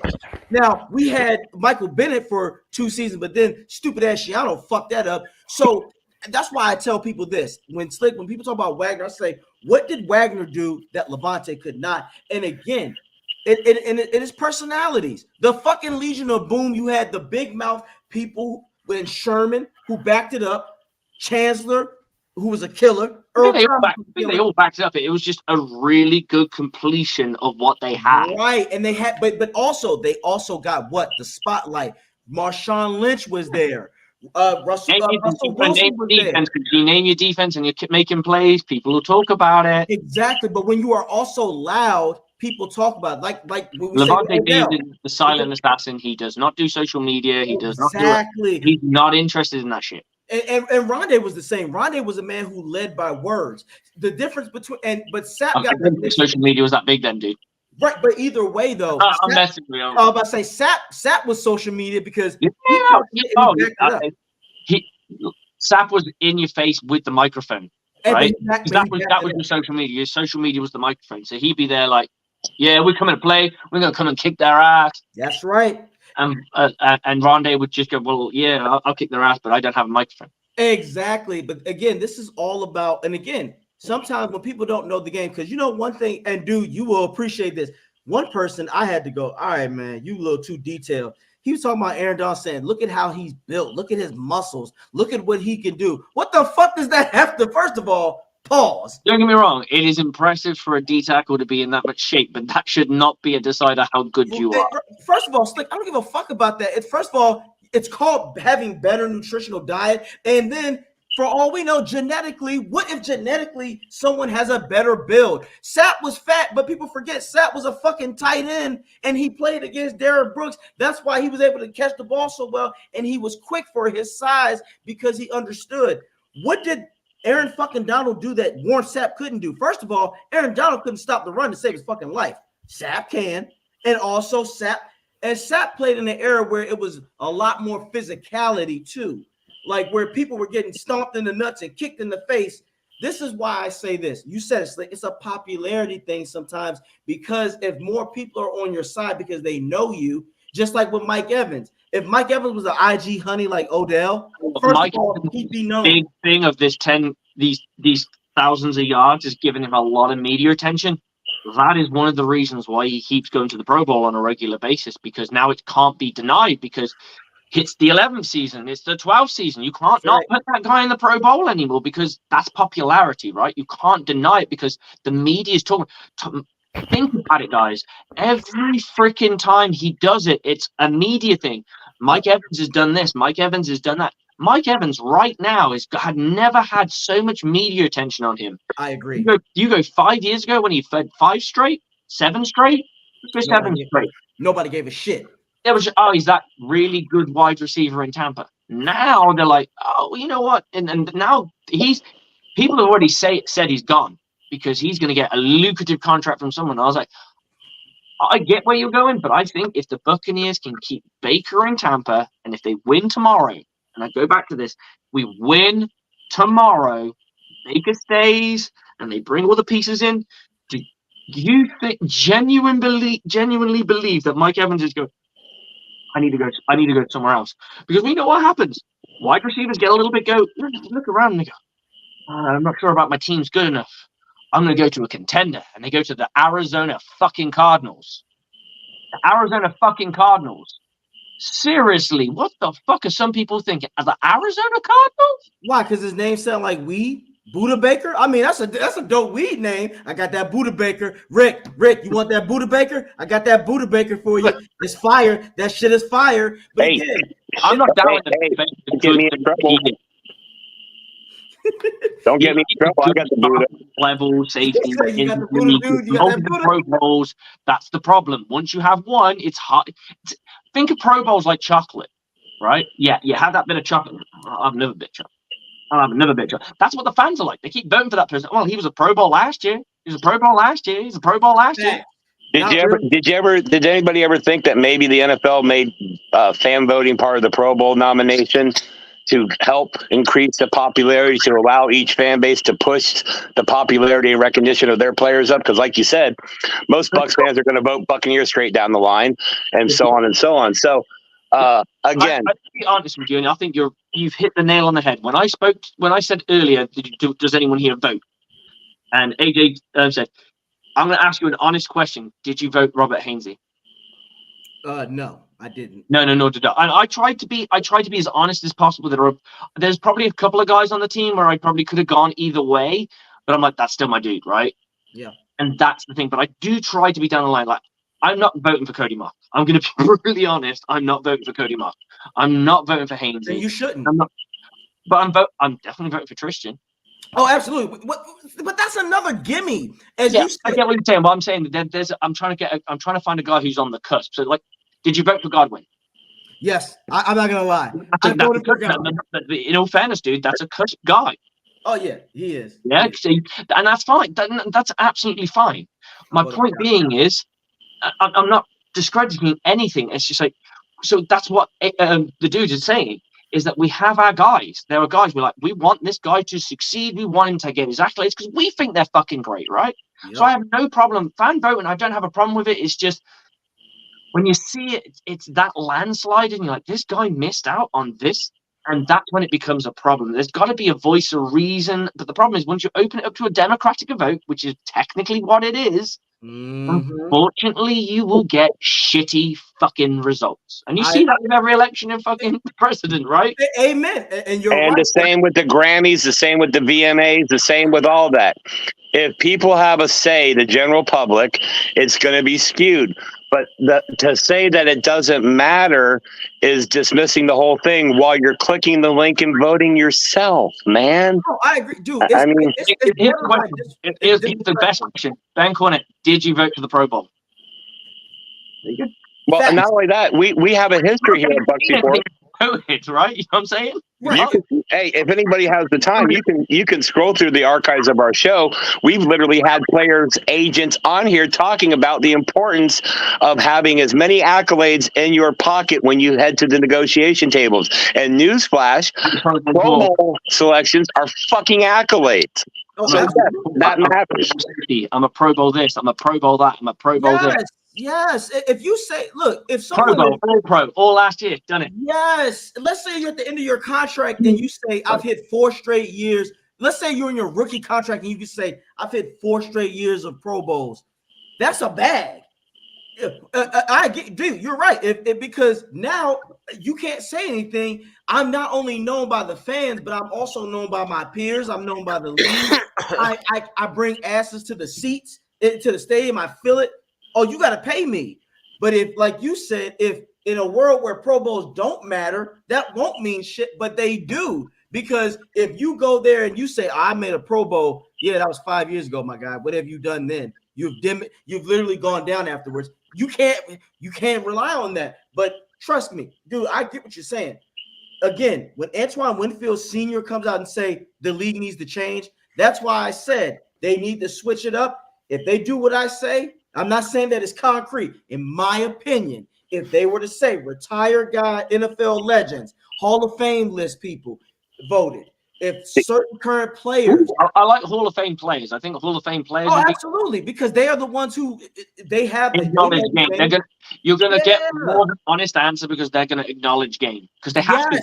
And that's why I love that, because honestly, dude just literally he killed the whole thing when he said. And you did too, Slick. When you go off reputation and popularity, that doesn't always mean it's so. Like when people say about Aaron Donald, yes, was he dominant? He was, but that was 5 fucking years ago. No, Rick can say it, attest to this. You all can say it. Name the last time you seen a game with Aaron Donald, you was just like, that motherfucker took it over. You'd have to go back to 2019. It's 2024 now. And Slick is right. When reputations can always succeed, just like with Sue. Everybody thought Sue was an asshole because of Detroit, but now when you talk to him, people are like, "That's a friendly fucking giant. He's a nice guy. He's a competitor." But he's got that angry face on, isn't he? That kind of. It's his demeanor. But also because of what the reputation was in Detroit, and also like Slick said, Dude said, because it's Aaron Rodgers who didn't like him. Aaron Rodgers, when Aaron Rodgers don't like you, that was stamped. Again, the league has to make these changes. If you don't make these changes, you will have Buddha Shitty Bakers of the world getting in. You know, let's be honest. Buddha Baker isn't a bad safety. He ain't, but he wasn't good. He didn't have no Pro Bowl year. I'm not discounting him for. I'm just saying he is a high end safety. He's been a high end safety for a long time. He's just had, in my opinion, he's had a down year. Yep, he had a down year. And that's the problem. You see this with Pro Bowl players. Yep. A Pro Bowl player will have a consistent great years for multiple. I believe since he's been in the league, this guy's been pretty much in a Pro Bowl. And I'm not going to sit there and argue which ones he should have been and which one he shouldn't, because I don't know him enough to care, if I'm honest. But he's had multiple Pro Bowls. And now he has his down year. It just makes sense for people when they don't know. When you don't know who the guy is, you vote for who you know. And I mean that in the sense of, if you don't know who the guy is this year, you're voting for the guy who was last year. So you're going, Buddha Baker's a good guy. I'll click him. And that's my point. I don't want the fans to have I want the fans to have a voice, because that's a good thing. It's a great thing. That's what they want. They want fan engagement. It's why they come to the UK. It's why they went to Germany. It's why they're trying to grow this league, trying to grow this sport more, and it's fantastic because I'm now coaching football because of it. It all exists because of all the great things that the NFL do. However, this is one of the places I can turn around and say, we really shouldn't rely on fans to decide who the best players are, because Rick will attest to this, AJ will attest to this. Sometimes fans, myself included, everyone on this panel included, sometimes we don't know what the fuck we're talking about. Here's what I want. Sometimes I know some shit, but I don't think I know everything.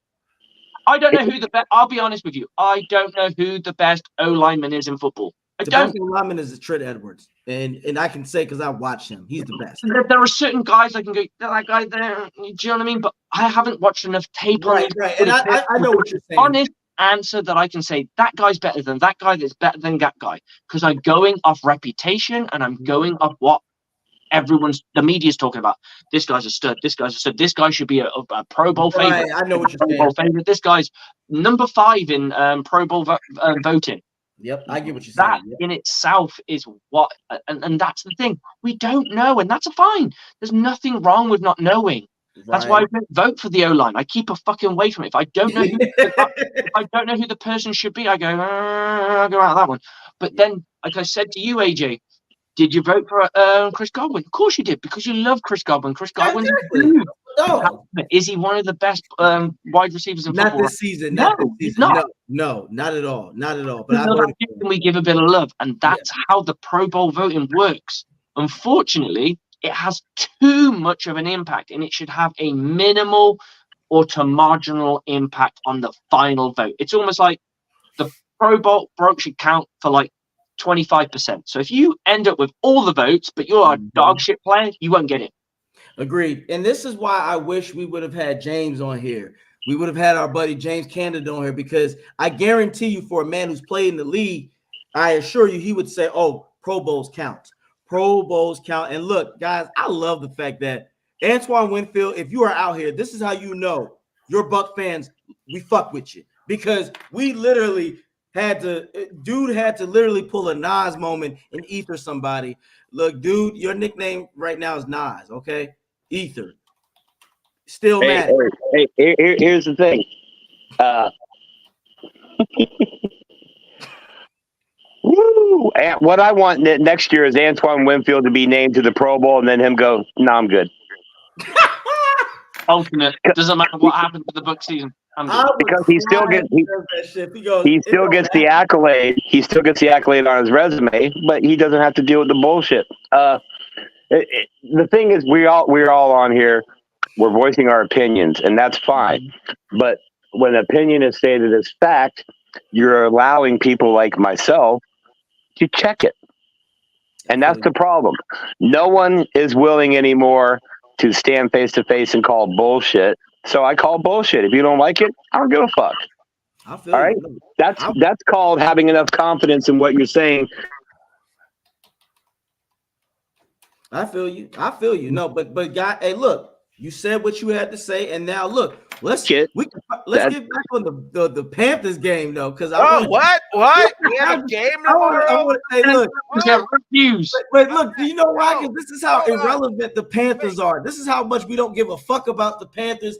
But for bowls, this should let you know we spent an hour talking about Pro Bowls. Yes, so well, I mean, to be honest, to be fair, if you go and look at the trending topics this last week since the last Aftermath show, what's at the top of every Buccaneers trending topic on the social media platform has been Pro Bowl snub. So there's nothing wrong with that. And just so we know, just so we're clear, we do got a pregame show. We got plenty of time to talk about them stinking ass Panthers. You know I'm a good on talk my shit. but if we're gonna go ahead and let people vote, then there's going to be some discrepancies. With all that said, that doesn't mean just because there's going to be discrepancies with the human factor that we can't point our finger at it and call bullshit. And that's what Antoine Winfield Sr. did. That's what several Buccaneer players did. Hell, hey, if all you guys out there respect Mike Evans, right? Yep. He seemed to think it fucking mattered. He had to make a post about it. Oh, when they questioned him in the interview and he said that shit, I was like, yo, Dog, we're gonna have to look. This is where our Department of Buccaneers Treasury Rick Hughes is gonna have to come in because we're gonna have to figure out how we're gonna keep all these motherfuckers happy financially by the end of the season. Mike Evans is gonna be like, I want a couple of them things. Antoine Winfield is gonna be, I want a couple of them things. Tristan Wirfs is gonna just look at you and go, you know my last name, you know my work. And again, shout out to dude out here for just saying it how it is, guys. We are here, three of us right now. We speak our opinions, but it's not always concrete. And do you know how many times Rick has told us certain things? And we're always going to highlight this, Rick. That Texans game. You gave us a reality check that didn't count. We were saying, nah, fuck the Texans. Tombstone. He's going to be lying there. We're going to go to the funeral because I'll fly over. We'll be sat here. We'll all be in tears coming down our face. And it's like, absolutely good, amazing guy, great human being. Knower of the Texans game. Rick said, now, guys. 2023. Told you all these guys. This is what's scaring me, man. Everybody's overlooking the Panthers like we're just going to walk into the stadium. Nobody's even talking about the game. Tomorrow's the biggest game of the year. Tomorrow, the entire season hinges on tomorrow. Basically, the playoffs start tomorrow. The playoffs? Playoffs? And right now at 9:38 Eastern, I don't care about the Pro Bowl. Okay, we'll talk about that at 4:30 tomorrow. I think Pro Bowl should come to a no. Sorry, keep going. We're going to keep fucking going in circles, so let's keep going. Right, I'm just like I've seen you look at the fucking floor too many times. We right, need to get poor Rick. Rick was like, sorry. Rick's like, Rick. I was looking at my phone. I was like reading about tomorrow's game and stuff because I'm like, I don't care. There's a rapper called Plies. He put his hands and does this. This was you all night. Like, I want no problem with this. I just want to talk about the Panthers. You was just like this. When he started talking cock, you just kind of went, I'm done. Look. After Cheeto right. Dick, you was through. And me too. After Cheeto Dick, my heart went, oh God. Because somebody called me Cheeto Dick, fellas. You got to square up. I'm going to be like, hold on now. What? But go back to some fighting words. Some are fighting words. Cheeto Dick? Oh, I'd have been like, hold on, wait a minute. What was that? Cheeto Dick? Hold on. First of all, but Rick, go ahead. So you're saying with the game, I like that. Explain to Buck fans why tomorrow is a playoff game. If you win, you're in. If you lose, you're out. Game season over. It's just like every other playoff game. This is the playoffs. That's right. I mean, the thing I want to get that everyone's talking about, is this a prove it day? Because there's a lot of people at NFL media. Shefty said it himself. Is this a game that if the Buccaneers lose, that they really could end up looking for another head coach? Of course they could. Yeah, they might. Okay, is there a high probability? Do you see them doing it? I'm torn. There's a big part of me that thinks that they're in with bowls. I think we're gonna have bowls again next year. I really think that's the case. Now, if we get blown out, that might change some things. If we show up horrible, it might change some things. But especially with Baker hurt, that even helps bowls more. I mean, you got an injured quarterback. You're going in with your second stringer, and I get it. Everybody's like, "Oh, Trask." Yeah, I mean, I get it, but no, Baker's going to be out there wearing a protective vest, trying to play a football game with, a bunch of guys that are, let's be honest. Let's just be straight up. This starting team is not going to be our starting team next year because we're going to have some money to throw around. So, I mean, man, look, here's the thing. It's not all based on whether the person is deserving to return. Here's the thing that I think is important that a lot of people don't realize. It's not only whether Todd Bowles deserves to return.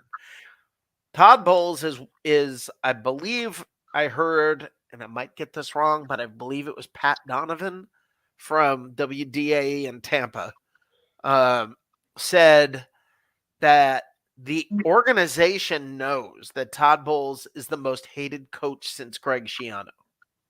Wow. And that to me is sad because, I mean, first of all, if we, if we win today, he is a 500 coach with the Buccaneers, and one of the years he was almost 80 million in salary. Yeah, this is what I love, and I've heard so many people say this. They say, "Well, I mean, at this point, I don't want to hear about the salary cap anymore." But Literally, it's like asking a boxer, go into the ring, tie your hands behind your back, and then say, "Well, by the 12th round, you should have learned how to fight that way." You know what, Rick? I've got a better analogy for you. I got a better analogy that's more relatable. It's like having fucking no money in your bank and saying, no, in fact, it's like going, do you guys have overdrafts? Yes. Yeah. Right. I don't know if you might have a different term for it. You're deep into your overdraft, and your wife turns around to you and goes, well, I want a fucking jacuzzi in the back garden. Are you going to buy it? Nope. Wait, What am I gonna buy it with? So you turn around to her and you go and get her a blow up fucking pool, fill it with water and some bubbles, and try and simulate the experience, right? Because you And know we'll get it next year. We'll get it the next kiddie year. pool, and Right you now. promise next year, and that is what it's really like. I think that's the way I could submit. When you said it, it was like I see where he's going, but I think it's a little bit. Yeah, I too just hard think to- it is. It's like but to me, he's coaching with his hands tied behind his back, and people Mhm. are like, "Oh well, we're at week 18. That shouldn't matter anymore."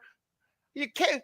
How does a boxer fight with his arms hand? I don't care if he's 10 rounds in. He should know how to do this by now. Well, you can't. I'll say what I said to you, Rick. We have got greedy because if someone turned around to me in 2000, let's go 2018. Yeah. And 2018, I'm going to give you a coach that's going to give you two divisional championships. You might not do great in those two games. You definitely will not do great in one of them. The other one's yet to be seen, obviously. So I'm gonna say one you'll do well in, one you'll fail in, and one you'll do okay. You'll win. Yep. That's what's in your future. I would have bitten that motherfucker's hand off. Give it to me now. I'm not fucking kidding. Do you not realize how desperate we were back then? Oh, absolutely. Fucking how just to be in the conversation in the playoffs is nice. Amen. 9-7, we were in 2016. We were fucking doing cartwheels, and I can tell you that from personally speaking. When I was at the game, Rick, when the Bucs beat the Panthers at the end of the 2016-2017 season, when we went 9-7, people literally were getting drunk slick because we were like, "Oh my God, we barely missed the playoffs." Right? That's what we were doing. Building. We thought this was the year after the big old glow up with the what's it called the TV show that they do. Oh, a Hard Knocks. This was the year before that, wasn't it? Yep, So this was the year we're before. like, okay, Jameis Winston's becoming the franchise quarterback. We've got this, and you go and look at the season that you had. Oh, there's a game. Look at the one there. There's a game. Look at the one. If we just turn these games around, do you know how many games you can do that with the Buccaneers this year? Exactly. Most of them. Most of those games are within a winning bracket. And you know when people turn around, how about the Vikings played really well last year because they turned over a lot of those games where they were down or they were within a score, right? Mm-hmm. That's difficult to do, and it's hard to sustain because winning by one score every single time is hard to do. And it's the same with losing it as well. It's a difficult situation. Agree. And as Rick said, though, losing is one thing where people say, if the Panthers just come out of nowhere and fight for it, that's a different story. But if you just get your ass, let's say Bucs lose 35-0, that's another conversation because now it's like, well, what happened? But we don't see that. We don't see that. We really don't. The Panthers are not that good. This is a fact, you guys. On January 6th, 2016. Yes. On Facebook, I posted this. 5 coaches in 3 years. Yeah, that's a winning formula. Mhm. and everybody's forgetting it. Everybody, because I promise you, who are you going to bring in? Let's say you bring in, I don't care who, but I don't care. Okay, let's say you bring in Todd Monken. Mm. Okay, you get Todd Monken, and the team is gonna not be as good next year. Okay, they're not. You're gonna lose Todd Bowles running the defense. Okay, you're gonna lose that. You're gonna lose what they've done with Baker and everything that's happened there. You're gonna bring in another You start from system. scratches, We're essentially. starting from over. Okay, so take a step back. After 1 year, people are going to start getting impatient. 2 years in, guys, we've seen it over and over and over. Do you History will repeat honestly itself if you keep believe? trying to follow the same cycles. Ask yourself, the fans that you see online right now, do you think after 2 years of losing, they're not going to go, "Hey, we should get Bowles"? Okay, you know it's coming. And you know what? And here's, it's not just that. It's everybody right now who wants to keep Bowles and Baker is going to hate whoever comes in no matter what. It doesn't matter what they do. It doesn't matter if they slowly are improving. It doesn't matter. Half the fan base is going to hate him. It's already decided. I'm shocked that he is the second most hated coach. That's just, it baffles me. Most hated since Schiano for the Bucs. Most hated since Schiano. So that means, so they well, really? You know why? Because they don't like the fact that they have similar characteristic when it comes to expression. When Schiano typically, when he was losing or fucking up, he was kind of stoic, and it's just, again, the Buck fans. I guess we look at it like this, and we got to be real. Both of the coaches we won Super Bowls with were colorful characteristics. Now, on the surface, Gruden is are you out of your skull? Arians, of course, is what the fuck is going on here, man? Do I got to get this cognac and put my foot up somebody's ass? We like those type of coaches because when they were here, victory was there. But I just like winning. Those rah-rah guys don't always succeed. Oh, I agree. I agree 100%. Bill Cowher didn't succeed until Ben Roethlisberger got to the Pittsburgh Steelers. Oh, I know what you're saying. And Bill Cowher, we used to call him Yuck Mouth Slick because his mouth was always ugh. I'm like, man, poor wife kissing that goodnight. But again, he was rah-rah. But people don't realize that's on the surface. If you go really look at shit, he didn't do a damn thing until Big Ben was there, until Hines Ward was there, until Plexico Burris. You know what's going to be the same thing? Nerdy coaches. Hey, you're seeing it. Oh no, you're right because of Miami. You're seeing it in fucking Miami right now. Yeah. Everyone loves that dude because he's young a fucking nerds. nerd. Yeah, young nerds is going to be young nerds is the way forward. That's what it is because they're goofy, they're relatable. We need to hire a coach with capri pants. Yeah. No, and you're right. It's a trend. Success. Did you not? After McVay, everybody was like, "We got to find that young energetic and smart guy." But that's what we're getting with. That's why we're hearing this with Bowles, dude. It's why we're hearing it. 4 years in a row in the playoffs, 2 years or 3 years in a row winning the division. Can you freaking imagine getting a head coach who's been here for 2 years? He's won the division both years. And you go, yeah, we need to move on. I mean, what is wrong? I think essentially what people are going to go down to, and this is right or wrong, but everybody has an opinion, is the clutch moments. As you stated, they're gonna say, even the Glazers, okay, you know this is important. You said it, Rick. The Blazers are gonna probably look into it. Okay, we know tomorrow is a playoff game. What are you gonna do, Bowles? Are you gonna handle business and take care of it? Because I guarantee you, if Bowles wins tomorrow, that will put the Glazers at ease. Okay, so he understands that this is an important game and he did everything. But if they barely lose and Baker's out there struggling, I'm gonna put a spin on this, and that's something I said to Rick. I don't know if this was part of the thing that he agreed with me with, was, there's the whole let's look down the quarterback aisle, number 2. Yeah. And a lot of people are trying to look down the head coach aisle right too early. we could have a head coach in grooming right under our fucking doorstep in Canales. So let's say you haven't had shit with Bowles, but Canales is not going to get a job. I'm going to be brutally honest. I don't see it happening. A first year deep offensive coordinator who's never called plays before should not, realistically. And I'm nothing against him. I'm just being logical. If they win a playoff game, all bets are off. A fucking job. If they win a playoff game, because you want to see it for another year. You need to see. I want to see consistency. No, but Rick, I know that there's dumb teams out there. I agree. Yes. There are stupid teams out there because Frank Reich should never have got a job. I don't know how that happened. That was the dumbest move on the planet. They could have signed him for a nickel and he fucking turned up because how much money they paid him was insane. He just got sacked. We use that. We don't use fired over here. You got sacked. Yeah. You're getting a sack.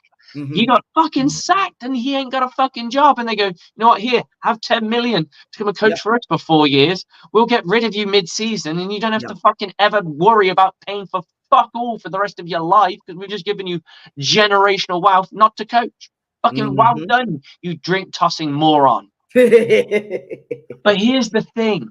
If the Buccaneers hold on for another year under Bowles and Dave Canales gets it fucking popping, that our guy's Baker comes back, we get that another year on him, or they sign him long term. Mike Evans is back. They bring a couple of pieces in for the draft. They spend a little money. The team is popping, and now we have that team that was kind of fucking really going. We go to a 13, maybe 12 wins, but it's the offense that's pushing the team. The defense is still good, but the offense is pushing the team. The offense is the strength of this team. We all go, wow, Dave Canales is that guy. What are the Buccaneers going to do? And they go, bye, Bowles. We're going with the young cat because we've seen it before. 14 games, it's not happening. No, you see, but you're right. We've seen it with Dirk Cutter. We've seen it with Dirk Cutter. He's grooming a guy. He's married to a quarterback. This is what you want. So why? We're not going to get Ben Johnson. It's not going to happen. The best available situation. I agree. Best money, best available situation. That's why you know Ben Johnson's not going to be. I love this conversation about Todd Bowles. He's a really good coordinator. He's just not a good head coach. Let's go get the guy who's never been a head coach. There you go. But then the problem is, if you hire a guy who's never been a head coach and he sucks, they go, how do you know he's going to be a good head coach? That's true. And why did we hire an offensive coordinator who's never called plays before? Because we hired a quarterbacks coach, and the natural progression of an offensive coordinator is you go from a quarterbacks coach or a wide receivers coach, and you go into that. And I want to go into. Tomlin was a DB coach before he was a fucking coordinator. That's he was right. in Minnesota, and then he became the head coach. This shit doesn't just happen by fucking magic. It's called progression. You start off as a worker, then you become the supervisor, then you become the manager, then you become the shift manager, then you become the guy who's in charge of the. You see, it's called progression. Yeah, it's you gotta. It's like you gotta pay your dues. And I like how you both said it. You both made great examples because I like what Rick said too. If the Bucs win games in the playoffs this season, it's because of Canales demandingly. Oh, he's going to be offered. So let's give this scenario, guys. What if the Bucs go? I'm speaking into is we should beat the Panthers. They some shit. So we go beat the Panthers. We go beat the Eagles in the playoffs, 35-14. Cool. And the offense is just putting up numbers out the ass. Now let's say we go to San Fran because that's I think who will play afterwards. We put up 31 and we win 31-24. And that's because the offense carried us. Rick, you're on to something where I say I didn't say this. Hold on. This is your example, not mine. The reason why I say that Rick's saying we're getting interviewed. I don't think Rick thinks he's gone. Right. If you throw 31 and you beat San Fran, and let's say you lose in the NFC, coaches will go there. But as Slick said, this could work in the Bucs' favor where, like you said, Slick, the Glazers might say, oh, shit, Canales is the future. This offense is the engine. Okay, Bowles, you might be able to stay. I think you'll see it. I think if you're going to see that, you're going to see it next year. Can I bring this into? But here's the thing. This is a little more realistic. Okay, rather than us crushing the 49ers or something. I mean, I didn't say crush. No, I know. I know. But I'm saying, let's come back to 31-30. I'd have taken that. Reality is probably this. there's going to be 7-8 teams without head coaches. Not Mhm. everybody's getting Ben Johnson.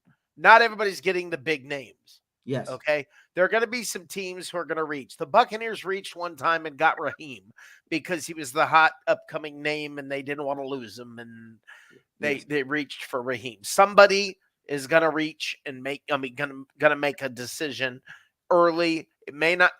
If you think he can't get a job next year, you're not looking at how many openings there are. Okay. Right. Canales might get the job next year. Look what he did to Baker. Somebody out there is going to say, wow, what if he got a hold of my quarterback? He's done it with both Geno Smith and Baker Mayfield. What if we put him with, I don't care. Yeah. What if he's now the head coach For the Carolina Panthers. What's his name for the Colts? Gardner Minshew. What can he do with Gardner Minshew? They're going to go back to Richardson for sure. No. My point. No, Minshew's going to go somewhere else. Okay. Baker. Right. Let's recreate. Right. Let's recreate what you did in Tampa. Okay, and let's get Gardner Minshew in here, and let's see what you can do with him. You've done it with Geno. You've done it with Baker. Why can't you do it with Gardner Minshew? Mm-hmm. I mean, listen, I don't know how this year's going to play out. I don't know. And right now, today, I don't care. Right. Right now, we're going to worry about a game. Let's win tomorrow. We got to beat the Panthers tomorrow. Win tomorrow. Enjoy the playoffs. That kind of shit's going to happen first. You can't start worrying about. It's going to take care of itself. It's going to take care of itself. Let me tell you something. We'll know a lot more tomorrow by this time. We'll have more information by tomorrow at this time. Yeah, if the Buccaneers don't win and the offense sucks, trust me, Dave Canales, no one's ringing him. It all depends on if Baker is hurting. If there are issues with Baker's ribs, if he takes a shot early in the game and Trask gets out there and stinks, nobody's going to hold that against Canales, and I doubt. Massively. No, not massively. If they've already got him in their sights, they'll probably still interview him regardless, you know. So, right. Oh, yeah.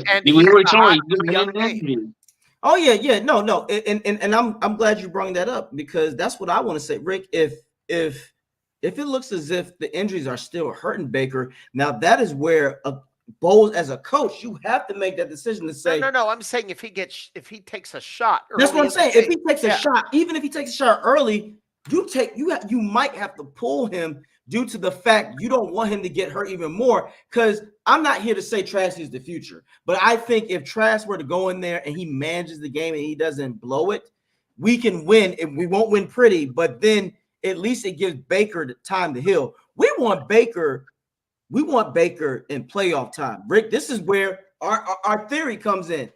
What could he do when the playoffs is on the line? Now, I think tomorrow is playoffs. Okay, you're right. I'm just saying it is because you gotta win it, and then you gotta go on the next game. So your playoffs have already started. Right. So I'm not as maybe I'm just too simple minded. Maybe that's but to me. I just think it's things are not as if you win, you're in. If you lose, stuff happens, man. Games get complicated. Things happen. Yeah. I don't know how tomorrow's going to play out. Right. Anybody who thinks this game's going to be a cakewalk, you're probably wrong. It won't be a cakewalk, but our players should be primed, ready to go. They know what's at stake. There's nothing realistically. There's nothing there's nothing at stake for the Panthers other than pride. Pride's a big thing, and contracts. You know, there's a few bits and pieces there, but generally, our team has so much more to lose. There's more pressure on us for sure. Yeah, for sure. But the Panthers lost 26-0 last week and got embarrassed and looked horrible. And this is a team that's going to go out there and say, they're going to be guys. This is their last game before free agency. There are things. Look, one of two things is going to happen. They're going to come out fighting like freaking dogs, or they're going to lay down. And we're going to know quick tomorrow whether. I'd say you want to go up quick. because Yes. you grab that straight away. If you, this if is you what let I them stay in the where I game was and you going. keep going. Thank you. Can you imagine the coaches? I've been there. Keep fine, boys. Keep fine. Hey, it's a 3 and out. Oh, We're stacking. yeah. We're stacking a 3 and out series. We're stacking the series on top. Boys, we got this. Just keep stacking the series because that's what the language I use. I've been a part of a losing franchise. No, I say franchise. Sorry, a losing team. That's how you sell it. You've got to win the little things, Look, guys. if you're a Panther, That drive was a really good drive. We had a great drive. We stopped them. They didn't score. Brilliant. Can we stack another one? Can you go out there and give me another one? Go on, give me another one. I've got you another one, coach. Hey, boys, stack on 3, stack on me, stack on 3. 1, 2, 3, stack. They go back out. Brilliant. Now we've got 3 stacks, boys. Yeah. Can you believe we're just fucking? They ain't scored in the quarter. They ain't scored shit in the quarter. And this is a team that's supposed to beat us. That's how you build and you build and you build. But, and I say this, the Buccaneers have got everything to play for because it's a meaningful game for them. Yeah. Here's the thing. The Buccaneers have not scored a touchdown on a first drive this entire season. Okay? Not even scored 1 touchdown on an opening drive. Okay? If the Bucs come out and score a touchdown, punch them in the mouth, and then stop them on their drive, the game is gonna the Panthers are just gonna say, just where are my golf clubs? Yeah, I absolutely. That's what you got to beat. The Buccaneers got to hit it hard. They can't feel their way into this game. They can't caress their way into this game. Right. They've got to go in balls deep and impregnate. Yeah. Agree. What they get. They got to get what they get. But balls on that note, I have got to go. I got to be. Guys. And I got to go too. Yeah. And the whole thing. Enjoy the ride. That's just enjoy the ride, and that's we're gonna enjoy it anyway. I mean, don't get me wrong. If we lose, I'm going to be a little bit pissed off. But at the same time, I've enjoyed the journey. The journey. You look back at the journey. There were some great moments in this season. I'll tell you one thing that stuck out to me. I haven't had a chance to say this, and I wanted to say this in the broadcast because I didn't really get a chance to. Is it's nice to see us win games just to win games instead of these last-minute touchdowns, because that's all last year was. Last-minute touchdown after last-minute touchdown after last-minute touchdown. Don't get me wrong, it's not like I'm sick of winning or anything. It's just, damn, it's nice to have a lead and win instead of going, we're behind. Tom Brady has to fucking pull a deflated ball out of his ass and fucking score with a walk-off touchdown. Every fucking time we forward, Tom Brady would go in the Brady mode, go din, laying fucking balls out everywhere. We score a touchdown, game's over. Brilliant. It was fun to watch, but I'm like, it's nice to see team wins where the offense and defense are complementing each other and stuff like that. Don't get me wrong, the offense is still learning and it's not as good as it should be, as we would like it to be, sorry. And it's a work in progress. Hopefully next year, this team can do so much more. But we're not in next year. We're in right now. And right now, I got to go bad boys. Big love to both of you, but I got to be up in like fucking 4 hours, and I've got to go. Get your rest, coach. Thank you for taking out with us. You take care of yourself and have a good evening. All right, Slick. Take care. See you soon, guys. Go Bucs. And Rick, always a pleasure. I'm gonna be on tomorrow, the Bucs pregame. If you want, you're more than welcome to join me. I'm getting on at 11. Especially if I go to the game, I will try from the stadium. I will give it a shot. If not, always good.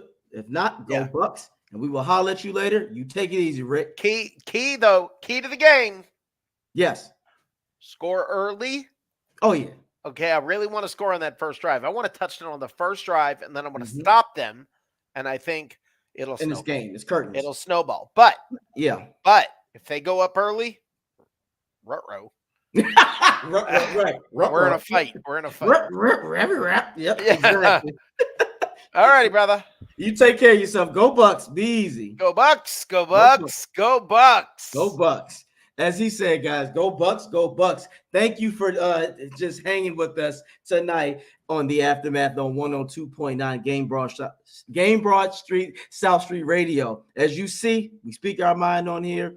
Nothing is concrete, but if you do, you come out here like you know it all. That's what can happen. But either way, all opinions matter no matter what. But thank you so much, guys, for tuning in. And as always, you can check me out on my channel. It's About Bucking Time. Go to AJ Turnup on my Instagram. Check out the link. And I got good gear, good stuff. And it's all positive. Turn up in style, respect the process. And that's my motto, turn up in style. But as always, you will catch me tomorrow on Bucs pregame at 11 a.m. So check it out. But as always, go Bucs.